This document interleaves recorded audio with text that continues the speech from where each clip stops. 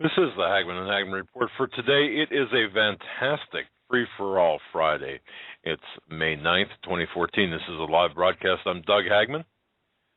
With me in studio is the ever-elusive Joe Hagmann, my son, fellow investigator, the other half of Hagmann and Hagmann, Joe Hagmann. Together, we are the Hagmann and Hagmann Report.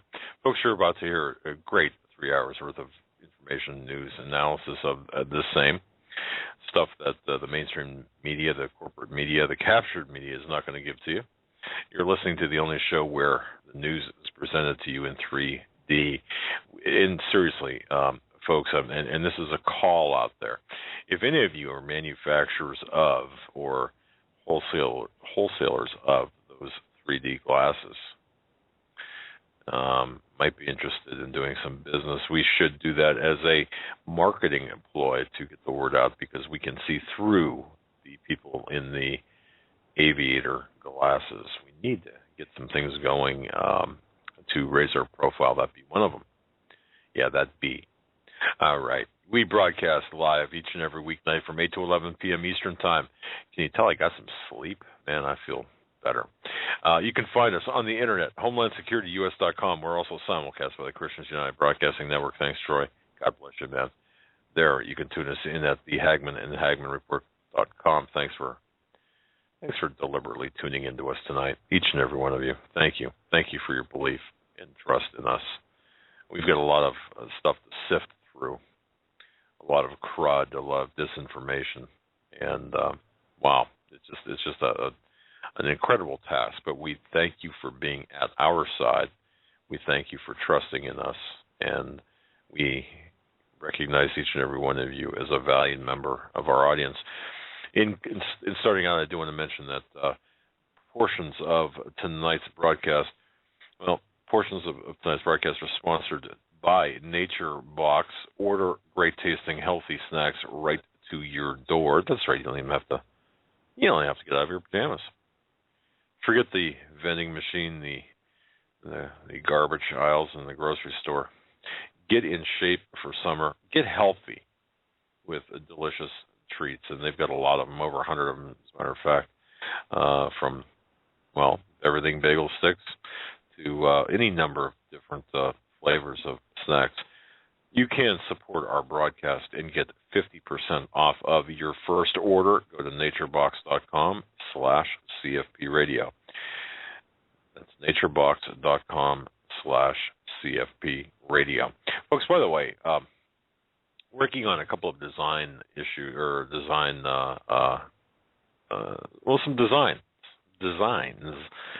for HomelandSecurityUS.com. If you're by a computer right now, if you're not driving, or if you're not, if you're by a computer, go to HomelandSecurityUS.com if you don't mind. That's HomelandSecurityUS.com. I made some changes. Now, just understand one thing. It's not populated yet with all of the stuff. Okay, for example, the link to the Listen Live, the link to they're not up there yet, but they will be.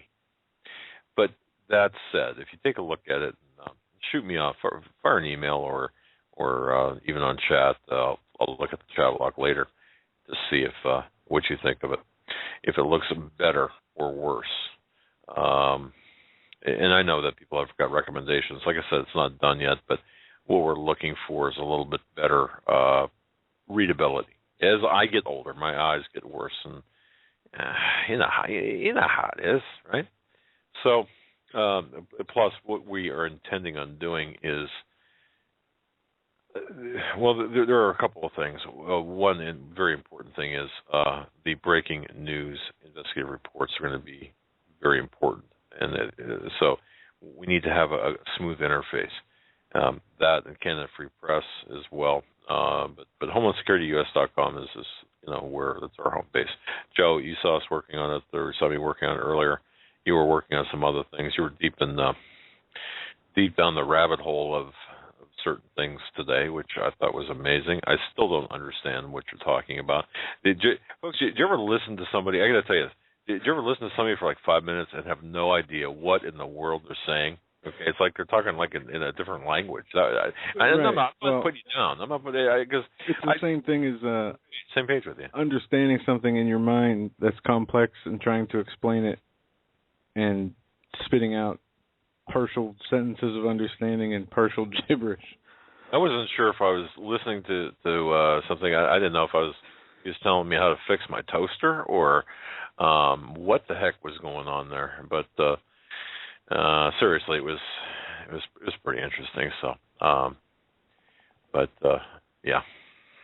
Anyway, but thank you for working so diligently in your quest to solve all the age-old issues of the world. We're going to throw open our lines early tonight.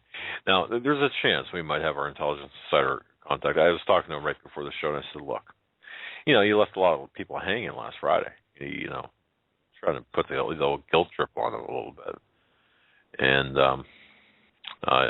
slow, it had to start slow. And I understand, we've got people saying, well, it really spent too much time laying the groundwork. Well, yeah, but in terms of really, it's what he talked about applicable to today was kind of, there's some people who's got some questions. So I opened it up, left it up to him. He might be calling in at the second hour. If he does, great. That'd be super. And if you're listening, I'm going to shame you into it. No, I can't do that. He's one of the finest people I know, seriously. And also another thing, piece of housekeeping here. Folks, we just got today in today's mail, and I moved it to a portion of the studio. Where the heck? Oh, here it is right here. Salvation, Angels, Giants, and Judgment, the book of Jude by evangelist David Langford. I took a gant through this, and I got to tell you something. I didn't really know the book of Jude was that interesting. And it is. And that's not to say that, I mean, again, I don't mean to sound trite or, anything, but he put a lot of time into this, I believe. And so anyway, it's a great book. David Langford, the book of Jude. I'm excited to read it. I have not read it. I've just skimmed through it. So that's out. And before you get into this, one of the things that I want to mention today, and it came out in some news today, Joe Klein. See if this sounds familiar. Putin's chess moves on Ukraine. Isn't it interesting that the analogy is going back with the certain people about this geopolitical chess? Well, remember us saying this back a year and a half, 2 years ago? Those were the actual words of our intelligence insider. I mean, that's how he described it to me initially, to get me to understand it. But here, really 2 years later, Joe Klein is writing, Russian President Putin is playing a multi-dimensional geopolitical chess game. This is something we told you 2 years ago. While the Obama administration, or the Obama regime more appropriately, and our European allies remain in a defensive, reactive stance. In his latest Ukraine gambit, Putin is playing the diplomatic offensive. Now, he offered what he called goodwill gestures. This is after a phone call with the Swiss president of the Organization for the Security and Cooperation in Europe, OSCE. He's also spoken with Angela Merkel. Evidently, Obama is not on Putin's speed dial for Ukrainian discussion, you think. However, they may cross paths next month in France at the ceremonies marking the 70th anniversary of the Allied invasion of Normandy, which both Obama and Putin said they plan to attend. And speaking of that, kind of as a side note, think about this. Think about Obama's disdain for the military, and think about his his tendencies, his Islamic proclivities, whether or not he's a Muslim or not. Think about him running through Arlington over the graves of the men and women who have died in battle, heroically died. And isn't that the same as showing the soles of one's feet? It's a matter, to me, it's a matter of respect or lack thereof. But nonetheless, as part of Putin's goodwill gestures, he sent signals that he intended to de-escalate tensions in eastern Ukraine by withdrawing Russian troops from the Russian-Ukrainian border.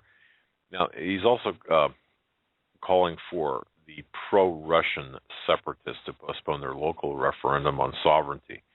That was scheduled for this Sunday, and he's trying to get that canceled. So what's going on in Ukraine right now is that. He also indicated his willingness to accept the plan for the Ukrainians' plan anyway, for presidential election to go ahead at the end of this month, as long as the Russian demand for autonomy in eastern Ukraine was met. Trade-off. That's again a multi-dimensional chess move. And Putin took up Merkel's suggestion for a roundtable discussion among the Ukrainian factions. Well, it sounds good, doesn't it? Well, what we're seeing is really just another set of chess moves by Putin. And he's taking his pawns and sacrificing a couple of pawns in order to gain our bishops or the other side's, bishops or rooks or knights or whatever, something for higher value. Again, he's a master political chess player. Putin's really done nothing of substance. He's promised nothing of substance. And he's demonstrated that he controls how much tension exists in Ukraine and how much doesn't. He can return the situation to high levels of anarchy if he wants, violence at any time. Now, he didn't refuse a referendum. He just only postponed delaying it, by the way. But NATO officials, NATO, what about NATO? I mean, really? NATO officials have stated that they have not seen any signs of Russian troop withdrawal so far. Well, the Secretary General of NATO said that he said as much, bottom line. Even if Putin does withdraw some troops, it's going to consist of really nothing more than the token withdrawal from the border that happened once before, and to prove Russia's military might and their far reach and their abilities back yesterday. Putin, don't forget, oversaw military exercises throughout the Russian territories. And what was he looking at? Nuclear forces. Intercontinental ballistic missiles were launched as part of the exercise from land and sea. But Putin is not content for his country just to be seen as a regional power. This is what Obama's saying. Oh, they just want to kind of gain a foothold in the region. No. What is really troubling, and what should be troubling to us, the United States, Russia has sent intercontinental strategic bombers across the Pacific. They've been flying along the California coast. And that's pretty provocative. Think back. If you go think back to the Cuban Missile Crisis and Khrushchev and Kennedy and the face-off there with the blockade and the one-upmanship and that killer scene. Well, what are we seeing right now? We're seeing Russian bombers flying with impunity along the California coast without any response. So this is something that we have to take a look at. If you think that the Russians or Putin is just in this for that small regional uptick there, and no, this is for all of, as W says, this is for all the marbles. This is for the future. Who dominates the future? This is exactly that. This is who dominates the future. This is about the oil. This is about the economy. This is about our military might. It's that's it. I mean, how much are you worth? I have no idea. How much do you want? No, I just want to know what you're worth. Over 10 million? Oh, my, yes. Why are you doing it? How much better can you eat? What can you buy that you can't already afford? The future, Mr. Getz. The future. It's all about the future, Mr. Getz. And Mr. American, when you have as much money as the globalist industrialists, this is exactly what we're fighting for. It's about the future. And I'm going back to last Friday's program with W. The people, the people of the Canaan lineage, the aliens, if you will, see us as the aliens, when in fact they are. And when I say aliens, I'm talking about the difference in bloodline, not the gray, big-eyed, bug-eyed kind of people. Just so you know, just in case some female blogger might want to take me to task and call me looking for Bigfoot or something. Anyway, yeah, that was a shot across the bow, wasn't it? Okay, but back to Ukraine. As far as the pro-Russian separatists, they said at first that they were going to consider Putin's request for a delay of this coming Sunday's referendum, but then decided to go ahead with it. So there's some back and forth pulling and pushing, and we don't know what exactly is going to happen. The appearance of, now this is Joe Klein writing, referencing this, this appearance of self-determination will allow Putin to say that he tried to use his influence with the separatists, but he can't force them to bend to his will.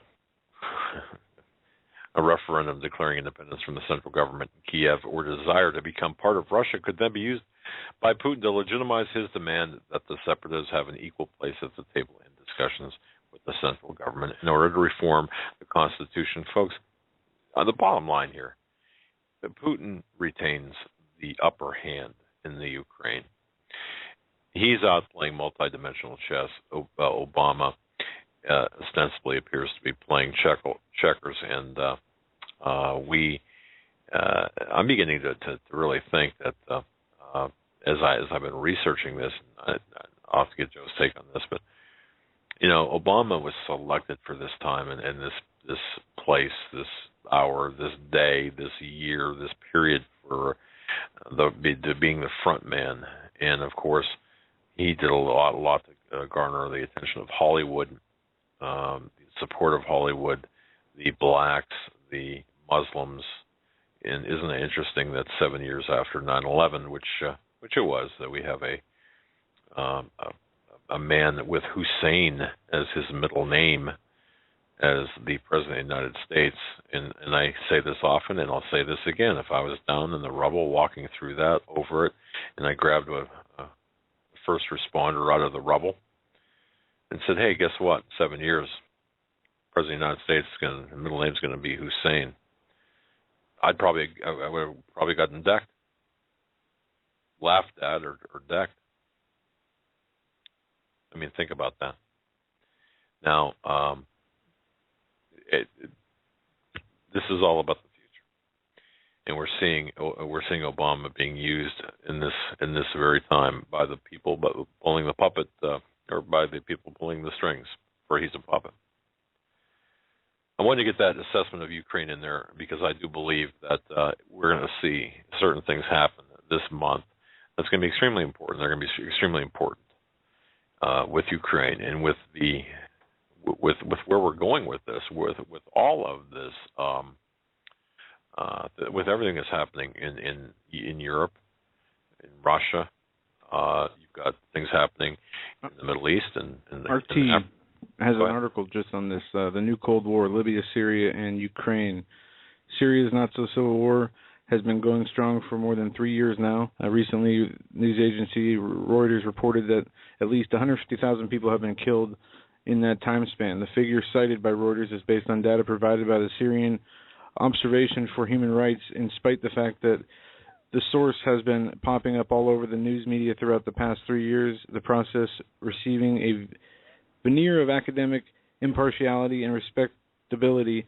Reuters' Mohammed Abbas disclosed in the end of 2011 that the organization is basically run by one man, Rami Abdulrahman, and from his 2-bedroom terrace home in Coventry. It goes on to describe he is a Sunni Muslim opposed to the Assad regime, and it goes on to say how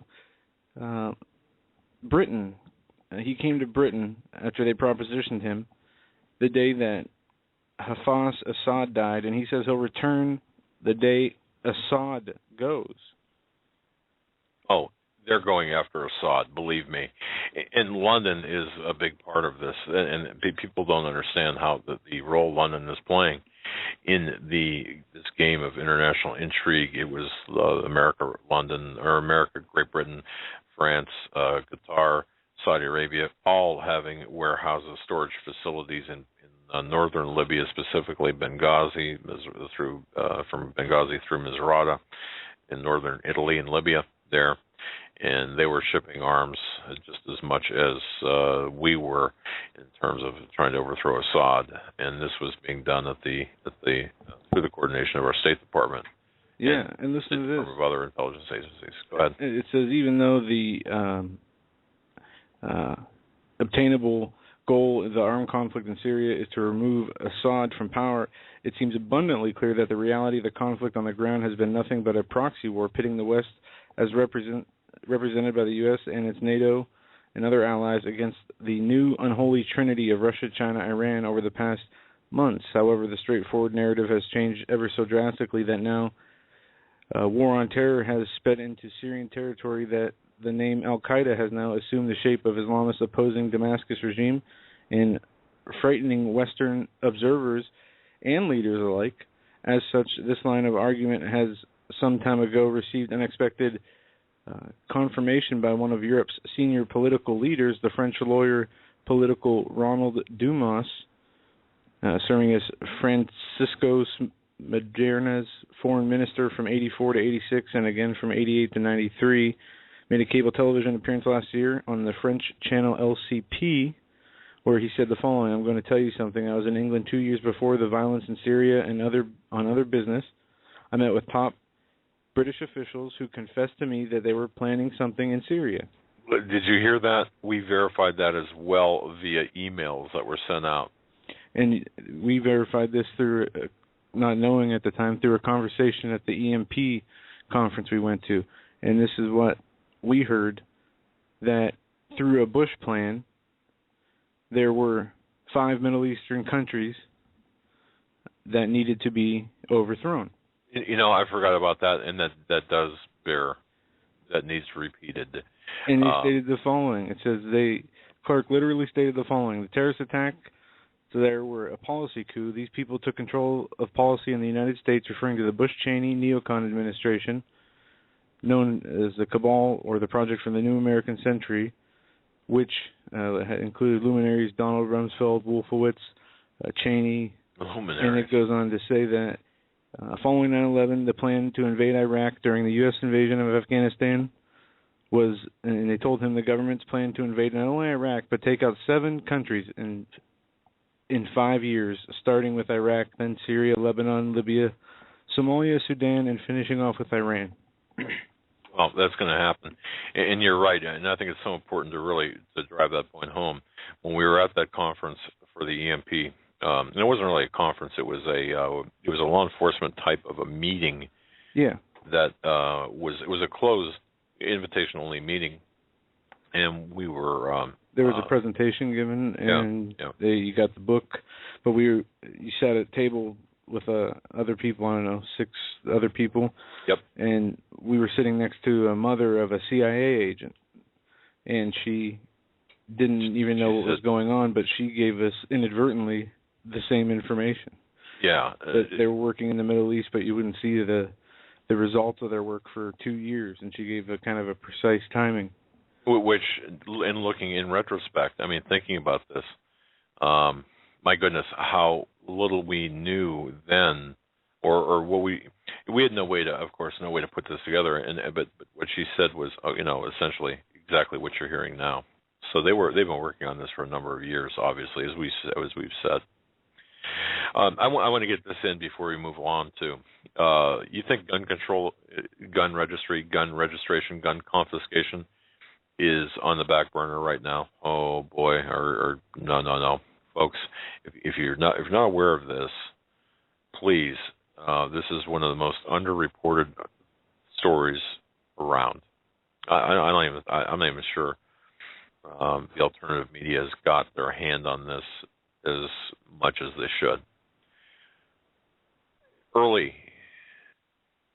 Let's see, April 15th, tax day, there was a notice posted in the Federal Register that the Bureau of Alcohol, Tobacco, Firearms, and Explosives intend on expanding the multiple, now listen to this, the multiple rifle sale requirement currently imposed on 4 border states. And the 4 border states are Arizona, California, New Mexico, and Texas. They're going to take those requirements that are only imposed on the 4 border states and take them and apply them to every. Did you hear what I said? Okay. Go back to Fast and Furious, that illegal gun running operation of which no one has been punished. The titled the Agency Information Collection Activities, proposed e-collection, e-comments requested, report of multiple sale or other disposition of certain rifles. Okay, that's the name of this notice. It's a short name, right? It's been assigned OMB number 1140-0100. So if you have a pen handy, you can go to the OMB number 1140-0100. It's a 60-day notice abstract that declares that the purpose of this information collection is to require federal firearms licenses to report multiple sales or other dispositions whenever the licensee sells or otherwise disposes of 2 or more rifles within 5 consecutive business days with the following characteristics. Now listen to what kind of rifles they're going after. Semi-automatic, a caliber greater than, and the ability to accept a detachable magazine. Boy, I don't know. What does that leave? Muskets? Comments are encouraged and will be accepted for 60 days until June 16, 2014. So the notice advises. That means that really, by the time people really saw this, much of the comment period had already passed, with most unaware it even began. The ATF website offers nothing. They offer no additional information other than links to the notice and to the various forms. Well, at this point now the question becomes, especially with a lack of publicity, public awareness, is the ATF attempting to, throw this under the radar of the public purview? Is this an action to impose on the entire country what they have previously imposed on the Southwest gun buyers and sellers? Much of it, all of it actually, over objections that could have been stronger, admittedly. Is this what they're doing? Absolutely. So what they're doing, folks, the ATF now is going after every state. They're enforcing, or they want to enforce requirements that are similar to the border states in every state. So if you live in Nebraska, you're going to be held to the same standards as you are a border state of the South. Any state. Those wishing to make comments, by the way, within the days that remain, you can find additional information on the Federal Register Proposal Information page. You just click on the Submit a Formal Comment button. Well, you can try to if you have gone there, and many have. We have found that several attempts were made, but guess what? No comment form appeared. Obamacare. There was, however, further instructions on the page the link cycled back to, but nonetheless, we've got to be a little bit strong in our comments against OMB number 1140-0100. It's curious that the only way to really register any objections is via email. The only way to submit comments is via email. Just something that we need to watch for. This is gun. Ultimately, they're going for gun confiscation. A couple of updates. Now, this information about this did appear in a column on May 6th in the Examiner, titled ATF Quietly Laying Groundwork to Expand Multiple Rifle Sales Reporting. Let me just see here. A couple of updates were issued. One update, which I think is relevant, should be pointed out, is that the notice estimates that the number of hours, let's see, as on the original,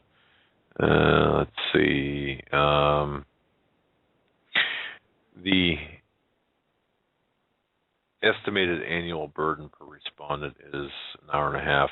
Well, I'll tell you what, folks. Just go over to the Examiner and look at the story from May 6th, or simply look up the Federal Registry, which want to limit the sales of guns across the United States. And a lot of people I've heard say, well, this is a good thing. Who needs to buy two guns in 5 days? But if you look at the ultimate objective here, you can see, at least in my view, that this is all about gun confiscation. This is the end result is gun confiscation. So, having said that, it's, folks, we're looking at some severe restrictions in the near future. And also, I want to let you know too, before we go on any further, just want to remind Joe too, on Sunday, Pastor Langford and Steve Quayle will in fact be here doing a special program. It's going to be I feel very strongly it's going to be a very strongly a spiritual program, something that we need to do. I can feel it, and I talked to Steve, and he can feel it. Pastor Langford can feel it, the need to do this program. And I'm going to be on a radio program with Pastor Langford on Saturday night at 10 o'clock called Watchman. The Watchman. I'll put some information up on that on our website, so you can check on that. That should be pretty interesting. So it's going to be really solid weeks of radio appearances. Yeah, and reading his book, Salvation, Angels, Giants, and Judgment, he gets the message across what I was trying to tell you on page 45, and you'll start understanding, maybe not what I said, but what he says, definitely in this book. Well, you did it pretty well. You did, in fairness, you did a fine job in explaining. Well, yeah, certain technicalities. I just wasn't sure where you're going with it. I read through so much scripture, putting together things based on keywords, and found some very interesting finds, and then came to the studio, did a few things, and then looked at the 14-page Word document and tried to explain it to my father in Old Testament biblical terms, which I didn't do a great job of doing, but at the same time, it's a work in progress. So, but Pastor Langford, he nails it so far, up to a point, and I think he's in the right direction. And this is something I'll read this weekend, finish reading this weekend. You know, I wasn't. I'm just wondering if I should get into this or not. No. You know what? I think I'll wait on this. I know people hate when I do that. I know you do. I know. Are you talking to yourself, or are you talking to the audience? What I wanted to get into was actually I had gotten some emails about actually after W was on last Friday about really the bloodlines of the Antichrist. You know, what they point to and who they point to. I have a bunch of them.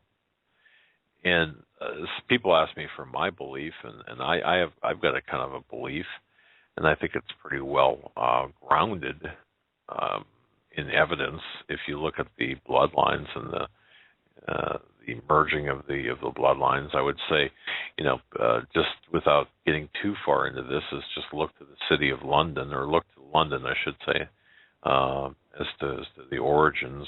And when you consider the qualities required of the Antichrist, I believe that there are certain people in the royal family that fit that description, and certain people that just had a baby that fit that description.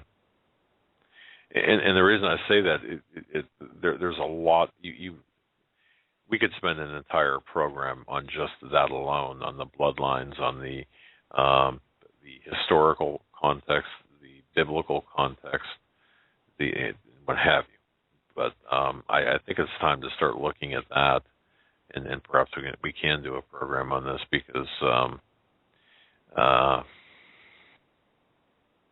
think if we start looking at what's going on in Buckingham Palace and the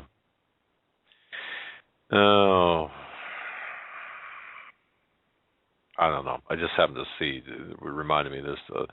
There was a picture of Prince William, for example, posing with a goat, or a lamb, I should say, dated May 31st, 2004. That's been circulating again. He's wearing blue jeans and a sweater with a lamb holding its rear cloven hoof. Things are weird today, folks.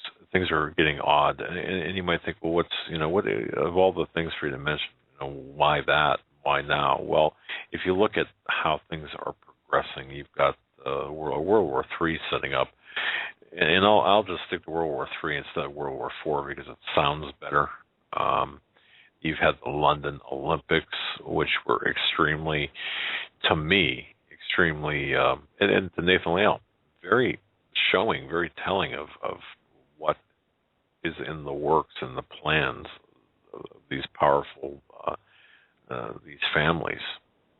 And don't forget Prince William. Since I'm talking about him, he was born on the summer solstice of 1982, the elder son of Prince Charles, the Prince of Wales, and the late Diana, Princess of Wales. And you've got to factor in the bloodline of Diana and what was necessary to kind of close the loop and add to the entire bloodlines. And who fulfills that? Does Charles fulfill that? Well, no, but with Diana in the picture and out of the picture, William certainly does. Bloodlines that I'm talking about. And of course, she died under some pretty mysterious circumstances. Even the most normal, sensible, reasonable person would have to admit that there were some pretty interesting things that happened there. But there's been staggering research that has been done that indicates that really there's some call it a Trinity event of the ages. Some that were looming for the 2012 Summer Olympics in London. Others say that set the stage for this event. And I think we're seeing I really think that we're seeing the opening salvo of this. And I think Nathan Liel I think he was pretty right on target when he was talking about that yesterday. But we do have a lot of news to get into, and we will open the phone lines as well. 661-244-9839 on this Free for All Freedom Friday. Certainly, if you want to chime in with your thoughts, your ideas, what's been on your mind. We haven't heard from much of you lately because of our guest schedule. Next week, by the way, Joe, you did a nice job of scheduling, working backwards, of course, for next week. Paul McGuire is going to be on our show on Thursday. Looking forward to that immensely. And then, of course, on Wednesday, we've got Doc Marquis coming on, and Tuesday, Stan Dale. It's going to be an interesting lineup of people. And we got a few other people that are in the works. I know I just got a voicemail from Greg Jackson. He was going to schedule a time to come back on. But yeah, we're going to get the schedule filled up for the next few weeks until our departure for Montana, and that is on the 28th of May this month. That's right. And we got about 19 days. We hope to see many of you there. I'm shocked. Montana. I was thinking today, it's almost halfway through the year. Yeah. This year just zoomed by, and I say that it seems for the last few years, almost every year now. But it just seems like time is flying at such a rapid pace, unlike any other time before it. Maybe it's just how our schedule's been and all the things that have been going on. I know a lot of people feel like that. I hear you say it a lot. There's not enough time in the day. Like there's missing time from our days all of a sudden. It's harder to get things done. Whatever it is, it is, just moving so rapidly. Well, I got to tell you, when I was talking with W earlier today, and I'm sure he was, I can tell you this, he was not kidding around. Yeah, he had a little time experience where he believed today was Thursday, not Friday. He said, where did Thursday go? I mean, seriously. And obviously, well, you know what I mean. You think, oh my gosh, it's Friday already. And you hear we've all heard our parents, no matter how old or how young you are, you've heard your parents say, the older you get, the quicker time goes. Well, one can argue time has not changed over the years. It's 365 days in a year, according to the current calendar used by the West. The sun, the days are still 24 hours long. But I've got to tell you, there's something different about, Joe, I really believe that there's something different about the time. And it's not just age, and it's not just the perception. It just seems as if there's an acceleration. And, I'd like to hear your thoughts, listeners' thoughts on that too, because it's, I do believe we're looking at a multidimensional realm in play. If we really understood how the universe worked, and I think we got a good taste of it last week with W. If you haven't heard that program, we're still working. We were getting reports. Some people are only being able to download 11 minutes of that broadcast. I'm not getting it. I mean, we're able to download the entire program via BTR. There doesn't seem to be any rhyme nor reason to the inability for some people to to only get 11 minutes. I don't understand, because we've had people, and I've spent time with people in email. They provided their system, their network information, their instrument information, and identically, one can and one can. We're working as much as we've got open tickets with BTR. We've got open tickets with other locations. So look, folks, I don't understand. We are as troubled by this as you are. So if you're one of the unlucky ones that only got 11 minutes, I don't know what to tell you. I mean, I'm out of. No one seems to be able to answer these questions. And folks, the app for listening live and also downloads, the app that we've made an investment in as the company, and we'll give them their due if that's, if we're allowed to when it's time. They put a lot of work into it, a ton of work into it, and it's going to be a fantastic app for those who listen on the go. That's been submitted to Apple, I believe it was yesterday, and that's going to be good. So a lot of good things on the horizon. We are growing, and it's really I'm very excited about that. Some news headlines, some stories that I wanted to hit on today. I saw this article first thing this morning from the London Telegraph. Decline of religious belief means we need more exorcists, say Catholics. Decline of religion in the West was created a rise in black magic, Satanism, and the occult. The decline of religious belief in the West and the growing secularism has opened the window to black magic, Satanism, and a belief in the occult. The organizers of a conference on exorcism have said. A 6-day meeting in Rome aims to train 200 Roman Catholic priests in more than 30 countries in how to cast out evil from people who believe themselves to be enthralled to the devil. The conference, Exorcism and Prayers of Liberation, has also attracted psychiatrists, psychologists, doctors, criminologists, in what the church called a multidisciplinary approach to exorcism. It says we live in disenchanted society, a secularized world that thought it was being encamped, where religion is being thrown out the window and being open to superstition, irrationality, said a Mr. Ferrari. The abandonment of religion inevitably leads people to ask questions about the existence of evil and its origins. This is another quote. About 250 priests trained as exorcists in Italy, but more were needed, the conference organizers claim. Just in the Diocese of Rome, around a third of the calls that are received are requests for the services of an exorcist.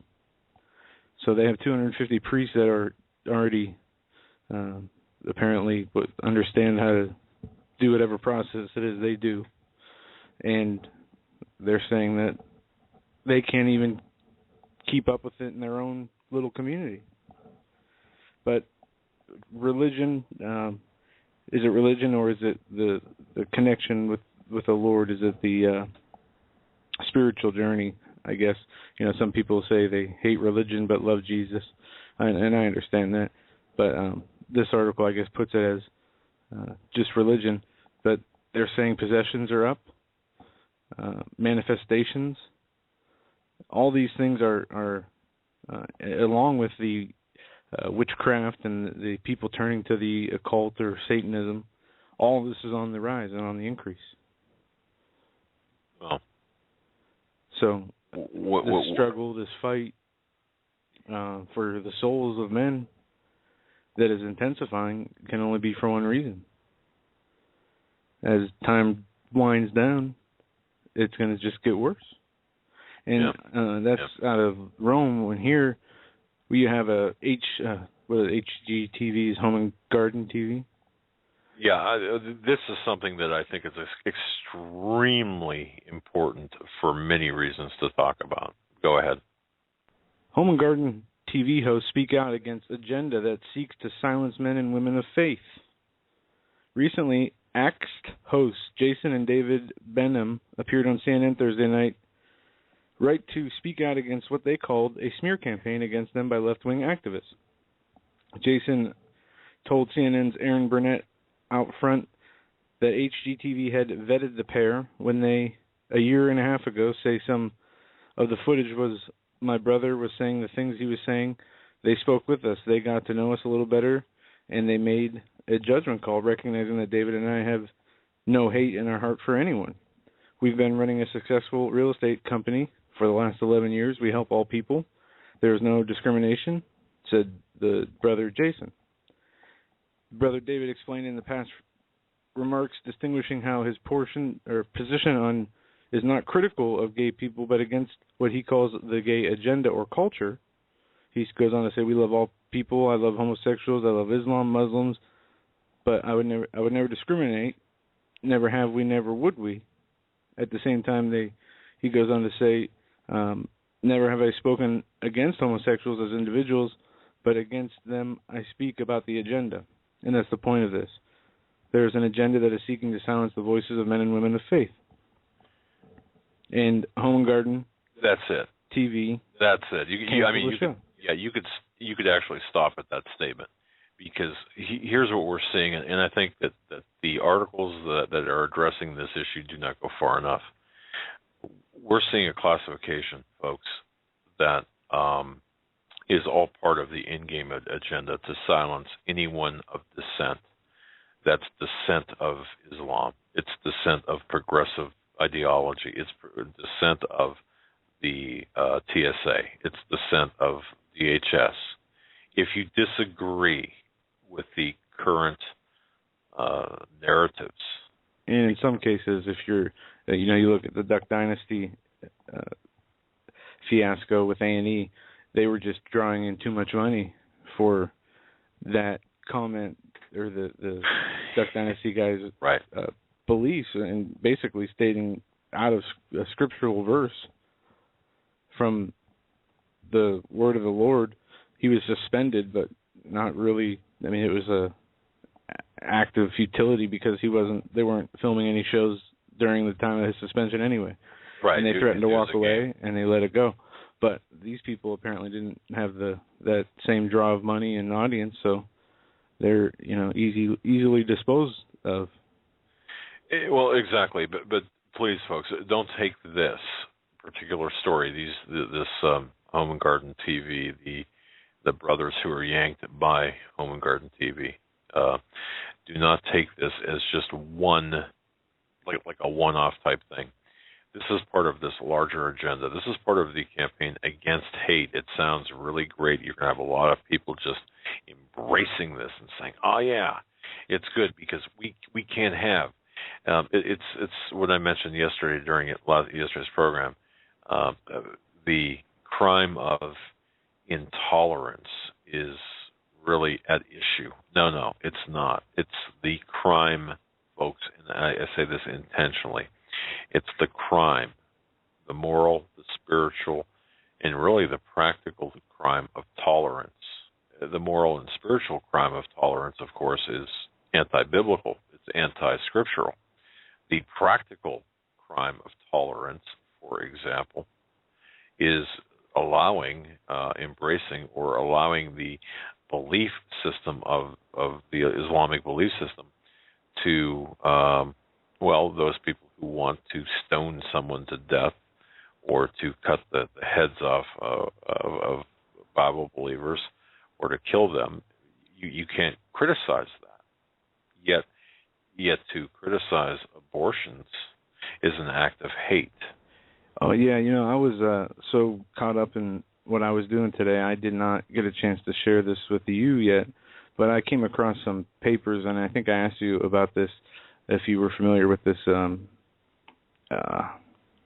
basically a globalist think tank organization, and I'm going to open up one of the documents here, but it lays out a health IT future sustainability plan for the emergence of real-time data collection for health and economic reasons that governments will implement through regulation, and how they're going to they did these different scenarios. They laid out different plans for different countries, and they talked about how religion and faith is a hindrance to this emergence of technology and global unification for the well-being and betterment of every person's duty to each other to get this done.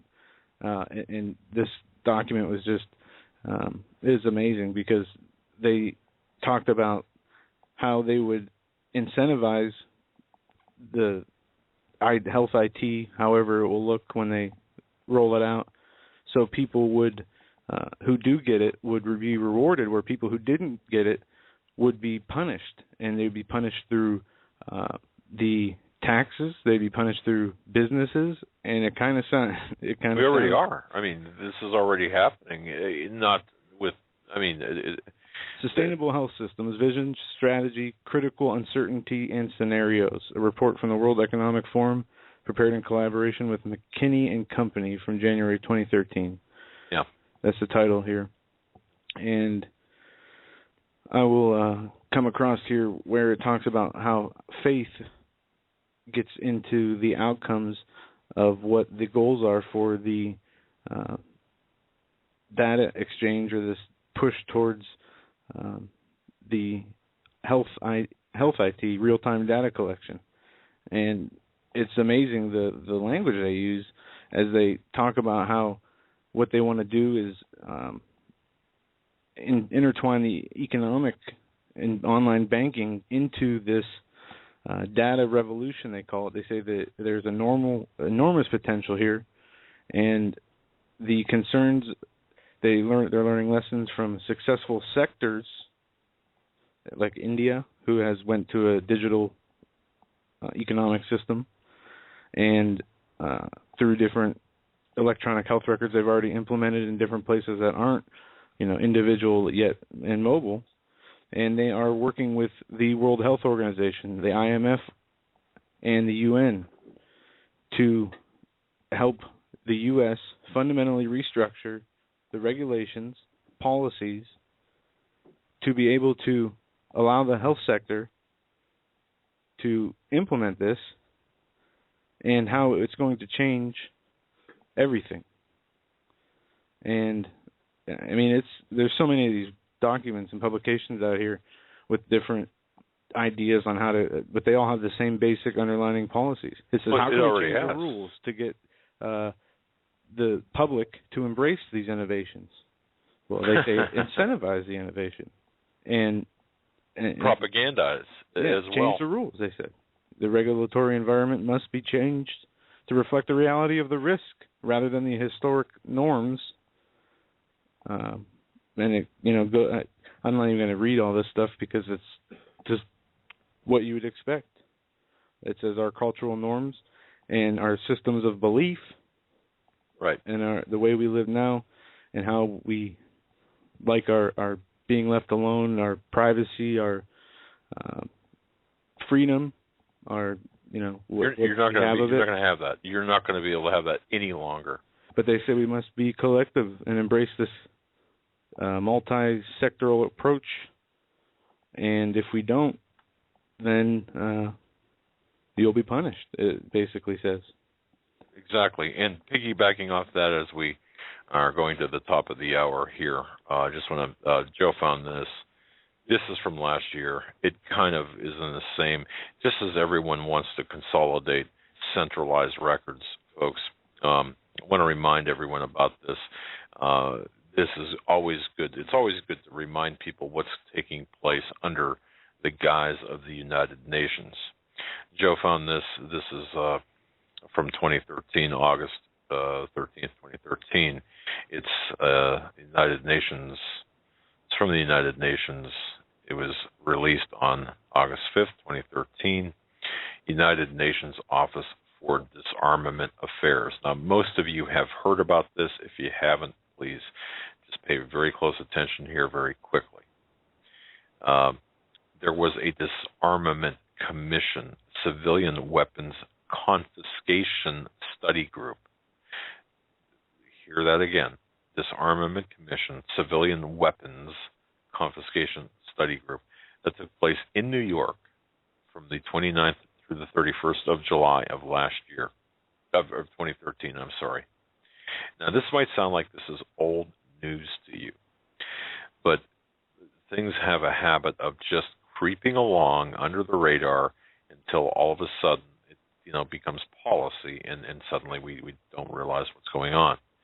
Very simply, it's a one-page statement, and I'm thinking about putting this up, but the United Nations saying the issue of the military-grade weaponry in the hands of civilians looms ever larger in the face of the global implementation of 22/Agenda 21 by member nations.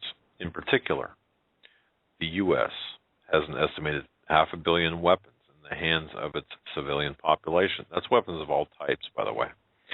This is not just a static problem, according to them. It's a massive, dynamic problem for the process of confiscation, as there will be those who refuse to surrender their firearms. This from a study group now. The conclusion of discussions by this group led to the adoption of a proposed agenda to begin the process for introducing to member nations, and that would be us as well, a framework by which they can begin codification of national laws to disarm civilians within their borders through a graduated process. Now listen very carefully here before we go to break here. Within the discussion framework, this group has identified several problem areas that must be addressed, and here they are. There's 7 exactly. Number 1, classification of military-grade weapons to be made illegal for possession. Well, guess what? That's what they've been doing over the last 2 years. Creation of programs to provide reasonable compensation for voluntary surrender of said arms. We've seen that happen, have we not? 3, codification of laws to begin restricting and strict licensing of concealable firearms. This is happening on the state level. 4, I'm almost done here. Codification of laws to begin the restricting and strict licensing of hunting-grade firearms. In other words, they're going to tell you what arms are suitable for you to hunt the caribou or elk or deer or whatever you hunt, or squirrels or what have you. 5, codification of laws to restrict the sale of and possession of ammunition and components to manufacture ammunition. 6, finally, codification of laws to completely make any and all firearms illegal to own, possess, or use outside of military and law enforcement. And 7, lastly, the creation of a UN police task force with the specific mission of assisting member nations with the collection of weaponry out of the hands of civilians. Yes, folks, it's real, and it's coming like a freight train. This is the Hagmann and Hagmann Report on this fantastic Freedom Friday, May 9th, 2014. I'm Doug Hagmann, co-host along with my son Joe Hagmann. Together, we're the Hagmann and Hagmann Report. To the Hagmann and Hagmann Report here on this Friday, May 9th, 2014. We are taking your calls, but not from the studio phone. Oh, maybe. No, but we'll take a few calls here. Hold on. All right, I guess we have W calling in. We'll have to take W's call, then we'll take... No, he's going to call in about 5 minutes. Okay. He called, actually, he did see the bat signal that I had sent out there, and it was a difference in time, the bat signal was. But, seriously, Joe, I had asked him to kind of tighten up or to finish what he was saying last Friday. But if you want to take a call before his call, let's do it. Or however you want to do this. I'm going to throw this. Yeah, we'll take a call. We're going to take a call from, I think this is Montana, 406 area code. We're coming to you first. You're live on the Hagmann and Hagmann Report. Hello, is this Doug and Joe? Yes. Doug and Joe, can you hear me? Yeah. Okay. I just wanted to share a couple scriptures with you guys of encouragement that I thought might be relevant. I was really appreciated last night when Nathan Leal was on the show, and I think he had some pretty good perspective. But I was thinking of the scripture in Psalm 127 that says, except the Lord keep the city, the watchman waketh but in vain. And the reason that our nation is going into this dealings that we're going into is because of the iniquity of the land, that we have shed innocent blood and promoted homosexuality and other things. And I just really believe that that's the reason that God's allowed. And I think that Nathan hit it right when he said that if we fight against, turn around and try to fight something, that we're actually fighting God's hand in one sense, that God's the one that's bringing the judgment. But there's another scripture in Daniel when he speaks of Nebuchadnezzar. He said that you may understand, O Nebuchadnezzar, that the Most High God ruleth in the kingdoms of men, setteth up whom he will over nations, and he'll set up the basest of men. And that God himself actually rules in the kingdoms of men. And one other scripture there, a little farther on, when Nebuchadnezzar said, after the time was fulfilled, I, Nebuchadnezzar, lifted my eyes to heaven, and my understanding returned to me.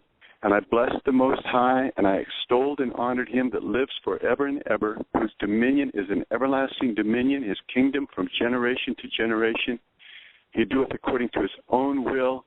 He said all the inhabitants of the earth are reputed as nothing. He doeth according to his own will in the army of heaven and among the inhabitants of the earth, and no man can stay his hand or say unto him, what doest thou? And that's ultimately God is in control of who he puts in government. Like Nathan Leal said, is that when we get a wicked government, it's a judgment on the land, but that the people of God are under another covenant, because God's judgments are not just like a shotgun effect that shoot everything. Though we will all deal with a lot of the consequences of this land, if we'll submit ourselves to God, the judgments that are coming are not against us, and God can give us a Psalm 91 covenant where we're under the shadow of the Almighty. Interesting perspective.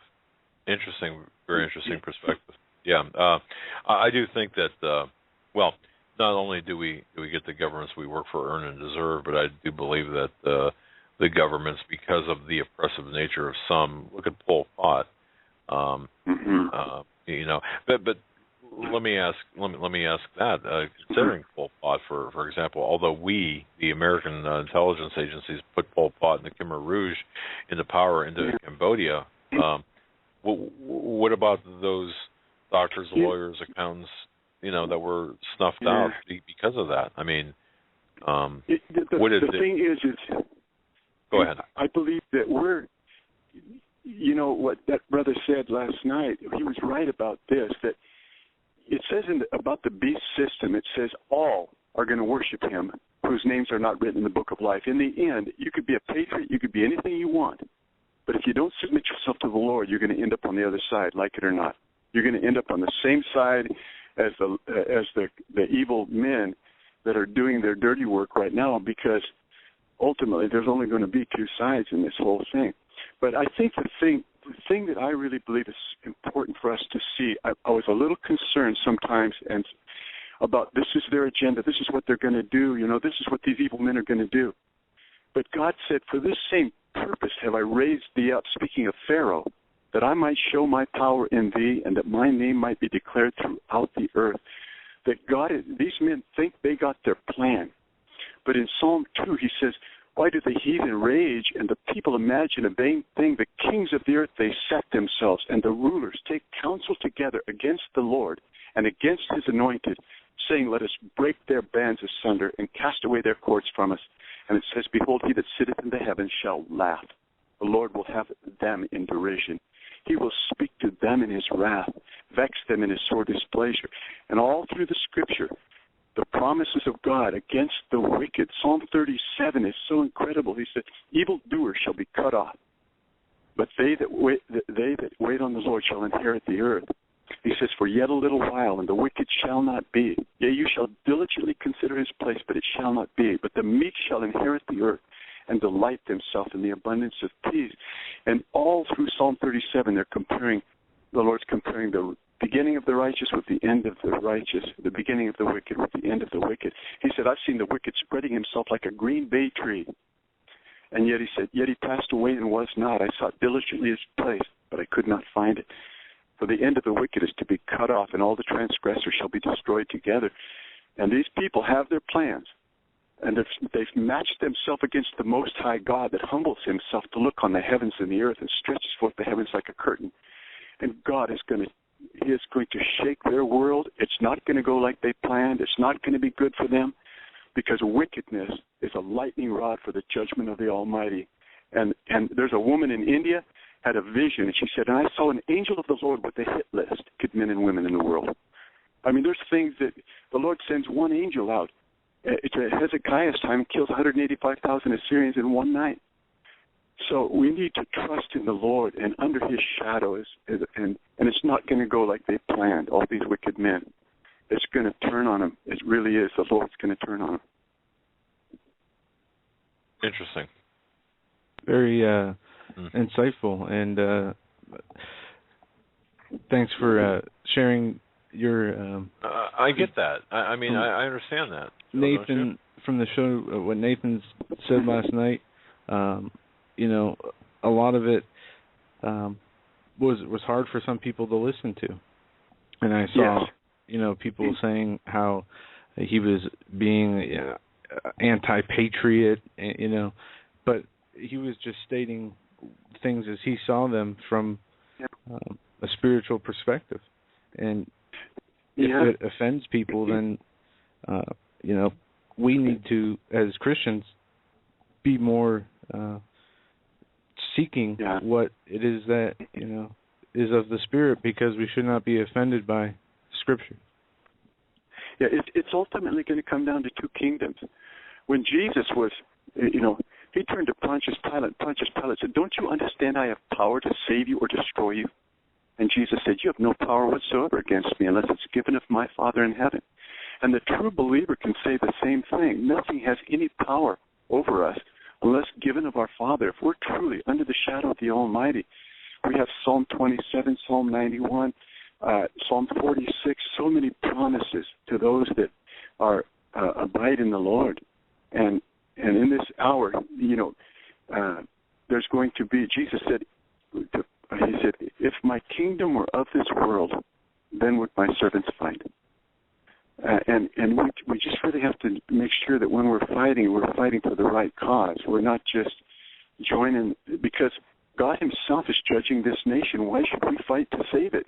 God is going to save a remnant within the nation, and he's going to deal with the wickedness of this nation. And when he purges this nation, you read Henry Gruber's vision of the purging of America, and it's God literally cutting out the most wicked elements of this nation and judging. He said in all of the cities that were nuked, there were giant gay rallies going on. He saw it in his vision.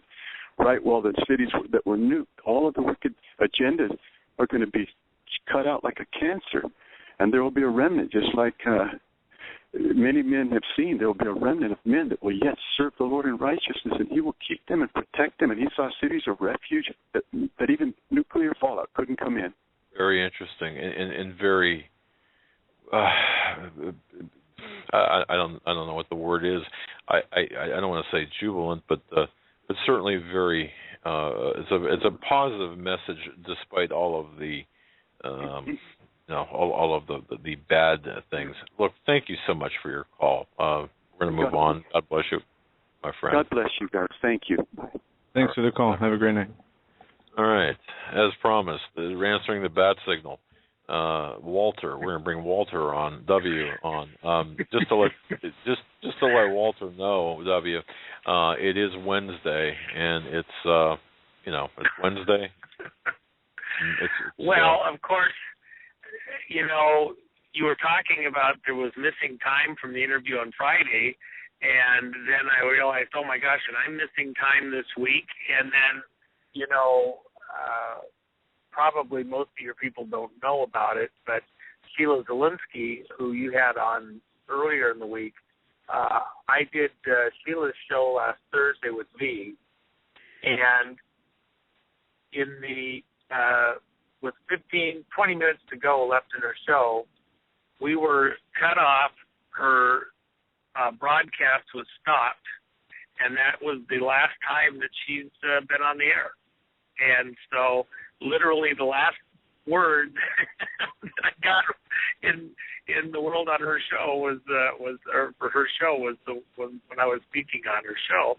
And of course, finally going backwards in time, you'll recall that when I was on with you with Tosh last Wednesday, that during the course of the show, our signal got degraded very seriously.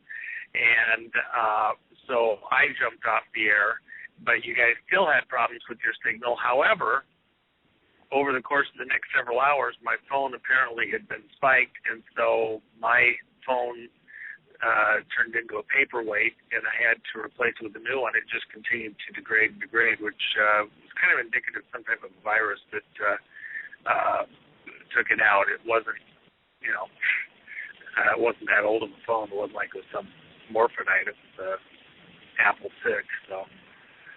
Anyway, man, I'll tell you, that's something. Yeah. Well, I just got to say, we got a lot of great response from your appearance on Friday. And by the way, to the people who were talking about last Friday and when you were on with Tosh about Tosh being on speaker, or there was another speaker open. I had talked to him since that time, and no, that was a closed system. There's no reason for that echo. There was no reason for the signal degradation to be there. It just is an FYI. Let me just say this too, in regards to Tosh. There is some concern about his situation. So we're going to have to kind of stay on top of that, and I'm not pleased at all with what has been transpiring. So although he hasn't been served, there does appear to be some other mischief afoot. So we'll stay on that. I don't like Cry Wolf, but we're certainly aware that that's not, that hasn't gone away. It just may have changed slightly and still have issues to be addressed, and that your audience will want to be aware of. If we got to pull out the rabbit out of the hat, we will. So. Well, that's good. Anyway. Yeah, and we're gonna stay on top of it. But your first scheduled appearance on our show was last Friday, and you had laid a wonderful groundwork for life as we know it, life as we believe it to be, I should say, and life as it really is. And you said so many things. The response was amazing. People had so many questions. People had so many concerns. Where, the mark of the beast, the beast system, the silicon life form, this all kind of corresponds to Steve Quayle's, what he's been saying, with what others have been saying. I mean, I'll tell you, because you saw the bat signal, you responded, you go where you think we should go. Well, I mean, it is sort of all over the map. I mean, I listen to the current news, and I think your listeners are very aware of the fact that, just like you were saying, time is speeding up. Our situation is accelerating. I was thinking about your listeners may have seen this toy or some of these donation stations where you drop a quarter or a penny or something into this big funnel, and it goes down a little slide, and then it races around the rim, and it's around the rim, and then it comes around the other side, and then it starts to drop down the hole. It goes racing faster and faster and faster. And it's not actually going that much faster. It's that the spins are shorter and shorter as it's accelerating down this funnel. And so they actually kind of designed them so it doesn't go too fast. They want it to just kind of look like it's just corkscrewing down this thing. Well, the reality is we're corkscrewing down this thing. The big question is this, one flush is going to do it and we're gone as we circle down the pipe? The other comment that kind of comes to mind is,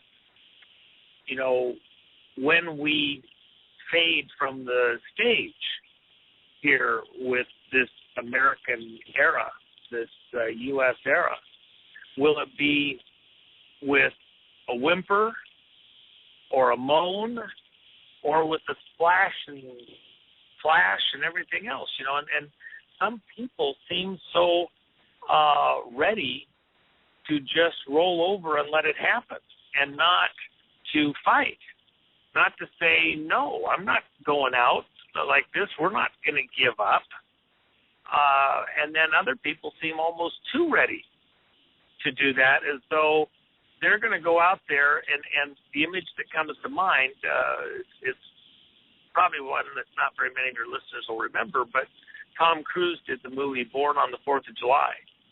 And what the deal is that here he is out in a firefight in Vietnam, and his buddy gets shot and killed, and he's so upset by this that he stands up and just starts fighting and shooting, kind of in a stupid way, that he just lets the adrenaline go, and he stands up and just starts randomly firing out to, send a message. And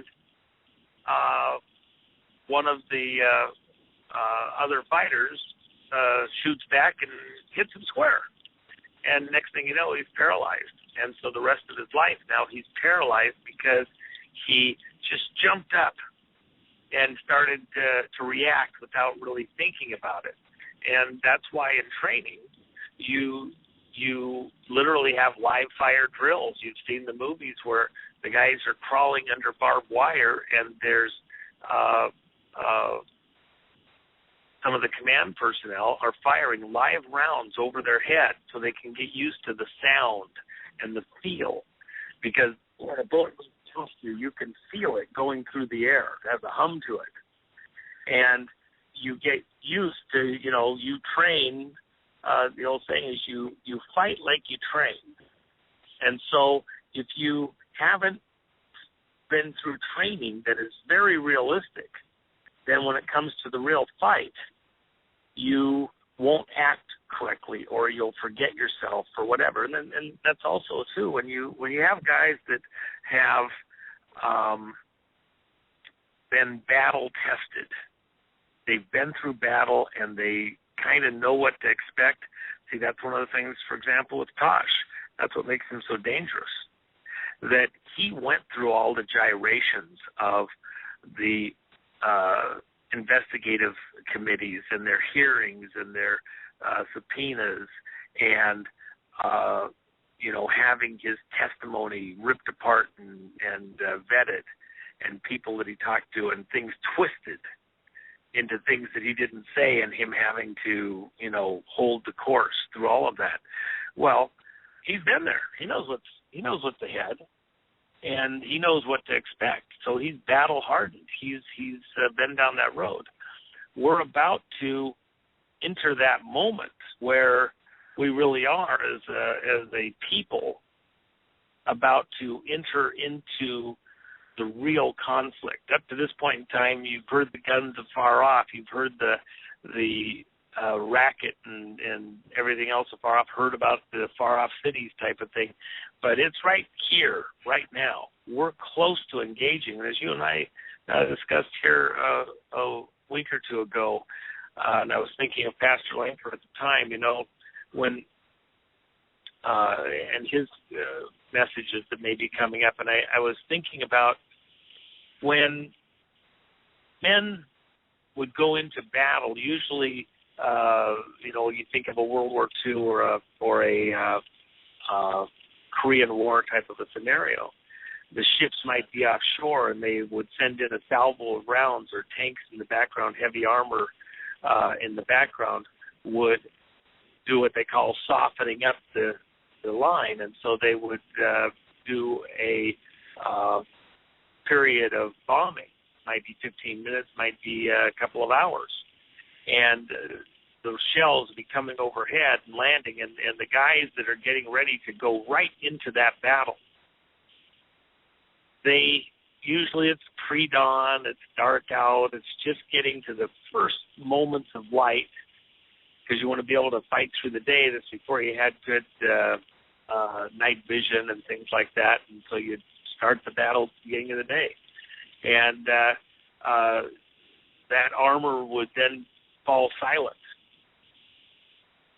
And during that time, while the armor was flailing away and softening that line, men would write that letter to mom, letter to wife and kids.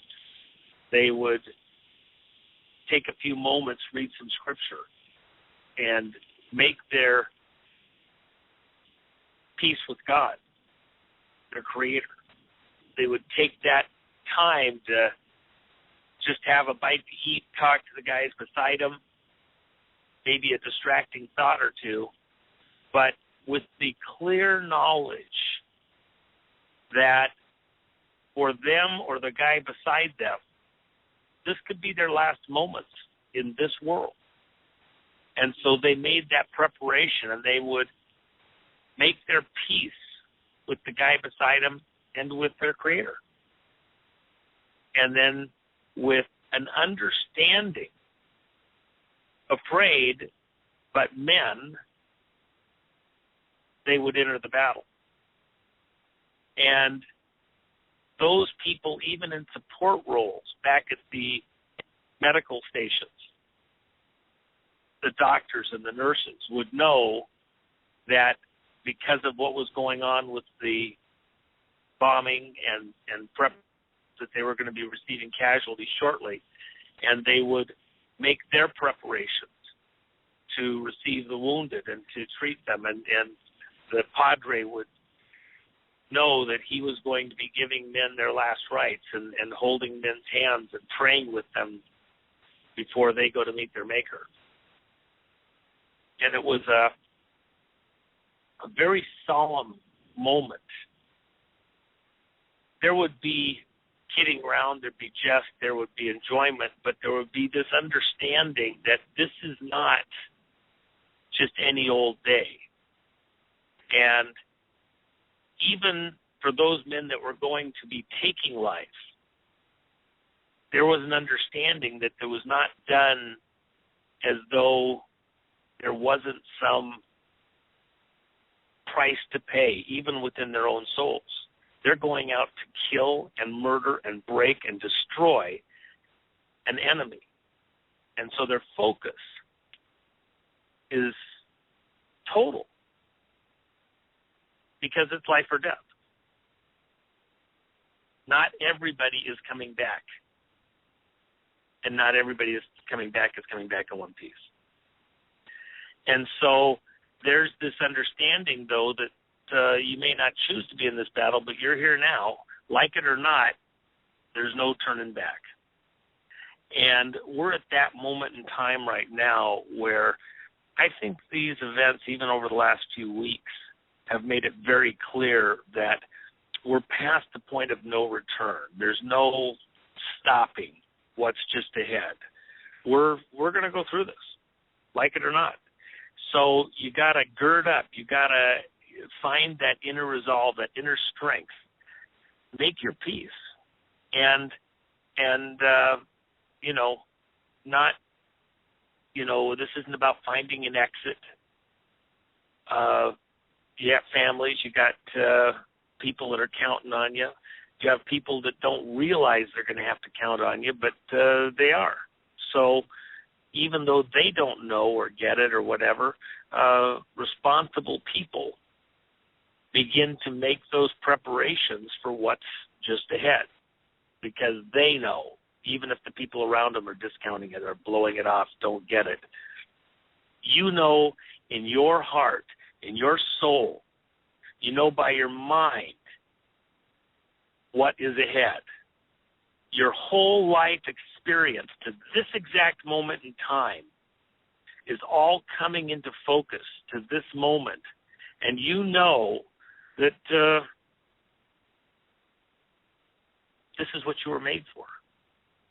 This is why you're living at this exact instant in time. And you do your duty. You do the job. You do what's been laid out. You do what God has shown you. And you do it, too, with the knowledge that just like you have a guardian angel and there's other angels there to minister on your behalf as you come into this battle, there's evil angels and they've been assigned to you too. And they're hoping that you're going to make a mistake, that you're going to drop your guard, that you're not going to be willing at some critical moment to move forward, that they're going to be able to trap you, entice you, distract you from your duties, your role in what's just ahead. And this is the moment just before battle, just before you engage, when you get your affairs in order, you get your heart right, you get your thoughts focused clearly on what's just ahead. And for some, you're not in the main battle group. You're the SEALs. You're the Rangers. You're out there ahead of everyone else. And for them, the battle starts tomorrow morning. For you, the battle starts in 15 minutes. And if you do your job right, a lot of people will make it that wouldn't otherwise make it. And if you don't succeed, if you fail, they won't ever know your name. They don't know what you did or what your role was, but they're not going to make it. So your audience is really that Ranger team, that SEAL team, that forward group that's going in ahead of the main columns to do work, spread a message, make clear certain things that aren't clear to these people, to get a message out, to identify positions that need to be dealt with in a way that they can be addressed or neutralized, taken out of the battle. These messages that these people are putting out there that are undermining morale, that are distracting your church members, those messages need to be countered. They need to be spoken to. Light needs to be brought to those situations. Because as you bring light to those situations, they can't do what they want to do with impunity. And we're being stretched on so many fronts. Why? Because this is full spectrum warfare. They are attempting to dominate us in every single possible way, every area, whether it be the taxes you pay, the bills that you have to pay to just stay alive, how your kids are raised in school, the TV and the video messages that you're assaulted by every minute, every day, the subliminals, the spraying going on in the sky above you, and whether or not some of these events are natural or are being manufactured artificially. We're being assaulted on every front. And for most of the people around us, and even most of us, we just can't think big enough. And our only hope in all of this is, fortunately, our Maker can. He can think big enough to see every machination, every sneaky, evil trick and deed that the enemy has planned against us, that his minions have in store for us. And our only hope at this critical time is that we are connected with and sensitive enough to the move of the Spirit, to God's will and God's work and his servants, to be able to anticipate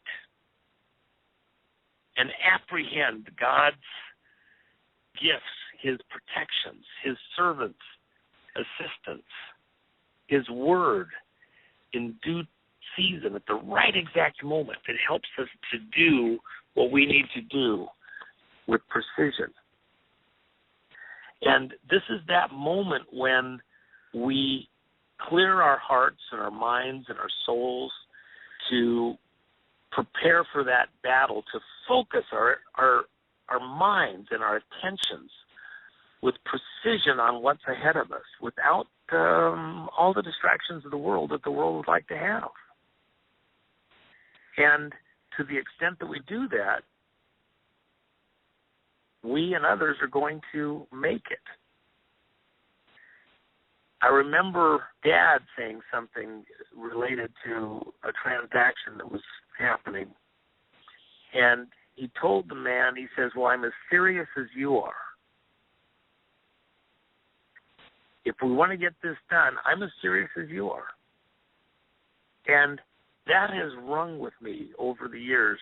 I could just hear that from a divine perspective. I'm as serious as you are.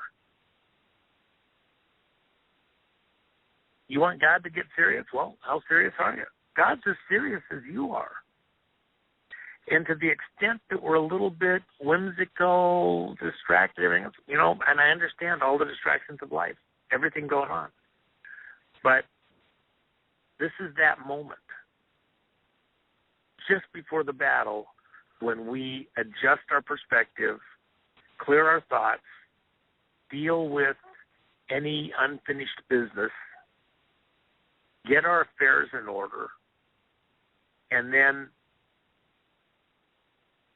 put all of our attention directly ahead of us, where the battle is. You run to the sound of the guns. Where we see a problem, we have to go to that problem and address it and not walk away, not ignore it. If there's issues in our country, in our church, in our politics, in our business environment, where there is mischief and misdeeds being done, where we are being burdened, strapped down, enslaved, where evil is being put into the school system, or where some wrong is occurring, we have to go to that and begin to work the problem, address the problem, work the problem. It's like when a test pilot is in the plane. Some guys are better test pilots than others, and the reason is because when you get into a crisis, when things aren't going right, you have to be able to work the problem. You don't just eject immediately, and sometimes you can't come back and land. And sometimes you don't really know exactly what the problem is, but to save the next guy who might actually have to do the work, you work the problem as best you can. And did you get disconnected? Or perhaps you hit your own mute button there, perhaps. There we go. All right. There we go. Sorry about that. Let me interrupt you here, because Myra from Maspeth, New York, Queens, been there, love the pizza, it writes, as you discuss this, as we are preparing for the battle, what do you, emphasis is on you, what do you see the battle looking like as we prepare to enter it? That's for you, Myra.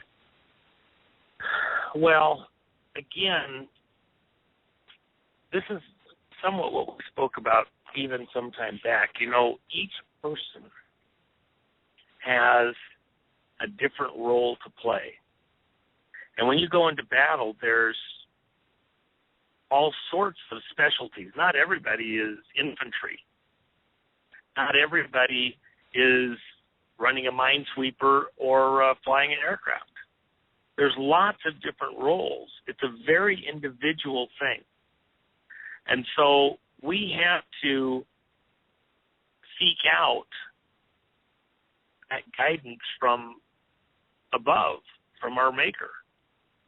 Why did he make us and place us where we are at this exact moment?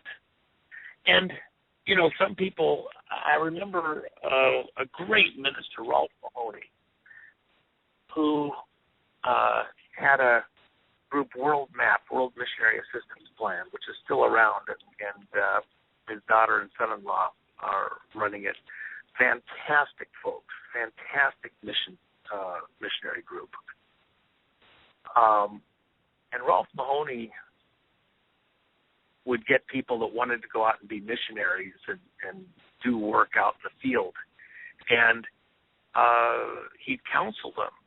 You know, you have young children, you have teenagers, and you need to finish with your duties that you have right now. God, you know, has, you know, maybe a mission for you ahead yet, but he wouldn't assign you to the wrong job at the wrong time until you finish these other duties. And they preferred to send people out who'd had a life and had something to offer because they'd already gone out and gotten life experience so that they could minister out in the field. So a lot of times people want to race out and do something, but they aren't really quite prepared yet, or they still have stuff at home that still needs to be dealt with. God has a very precise mission for each person that is their secret mission that fits exactly where they are in their community, where they are in their family. You know, think of Billy Bear the other day. He went into battle, wasn't fully expecting to, but he went into battle. He didn't shrink. He knew something had to be addressed. He stood up, and he held his ground, and he stood for what was right, and he pointed at the evil and brought light to it, and engaged. That's True. full-on battle. That's what I'm talking about here. That was going to battle. I'll talk about Butter DeZillion. Love her. Yep. Here's a woman who saw something wrong. She's a pastor's wife, a mom. When I talked to her today, she was doing some sheetrocking at her house. Okay. And you know what she's doing? She's moving the world. She is doing a fantastic job scanning and sifting and working through the details of one of the greatest lies ever perpetrated on modern mankind in all of our lifetimes. The Hollywood play that has been foisted upon the public that only a handful of people have seen for what it is. A lie. A big, huge, monstrous lie in living color for the whole world to see. And virtually nobody caught it. But one handmaiden of the Lord. And that was her job. That's her mission. That's her assignment. She wasn't looking for it. She probably wasn't the most qualified to undertake it, but she just so happened to be at that place at that time and took up the cause because that's what God put her on. And he might have put her on it because a guy, 10 guys, 500 people ahead of her didn't pick up and do what they were supposed to do. And God will not be thwarted. Remember that if the people hadn't done what they did when Christ came into the city, the rocks themselves would have proclaimed Hosanna in the highest, if necessary. God will find his servants to do the job. He will not be thwarted in this evil hour. So what does the battle look like? The battle isn't just only a bunch of cowboys coming up against armed troops trying to work evil against his people.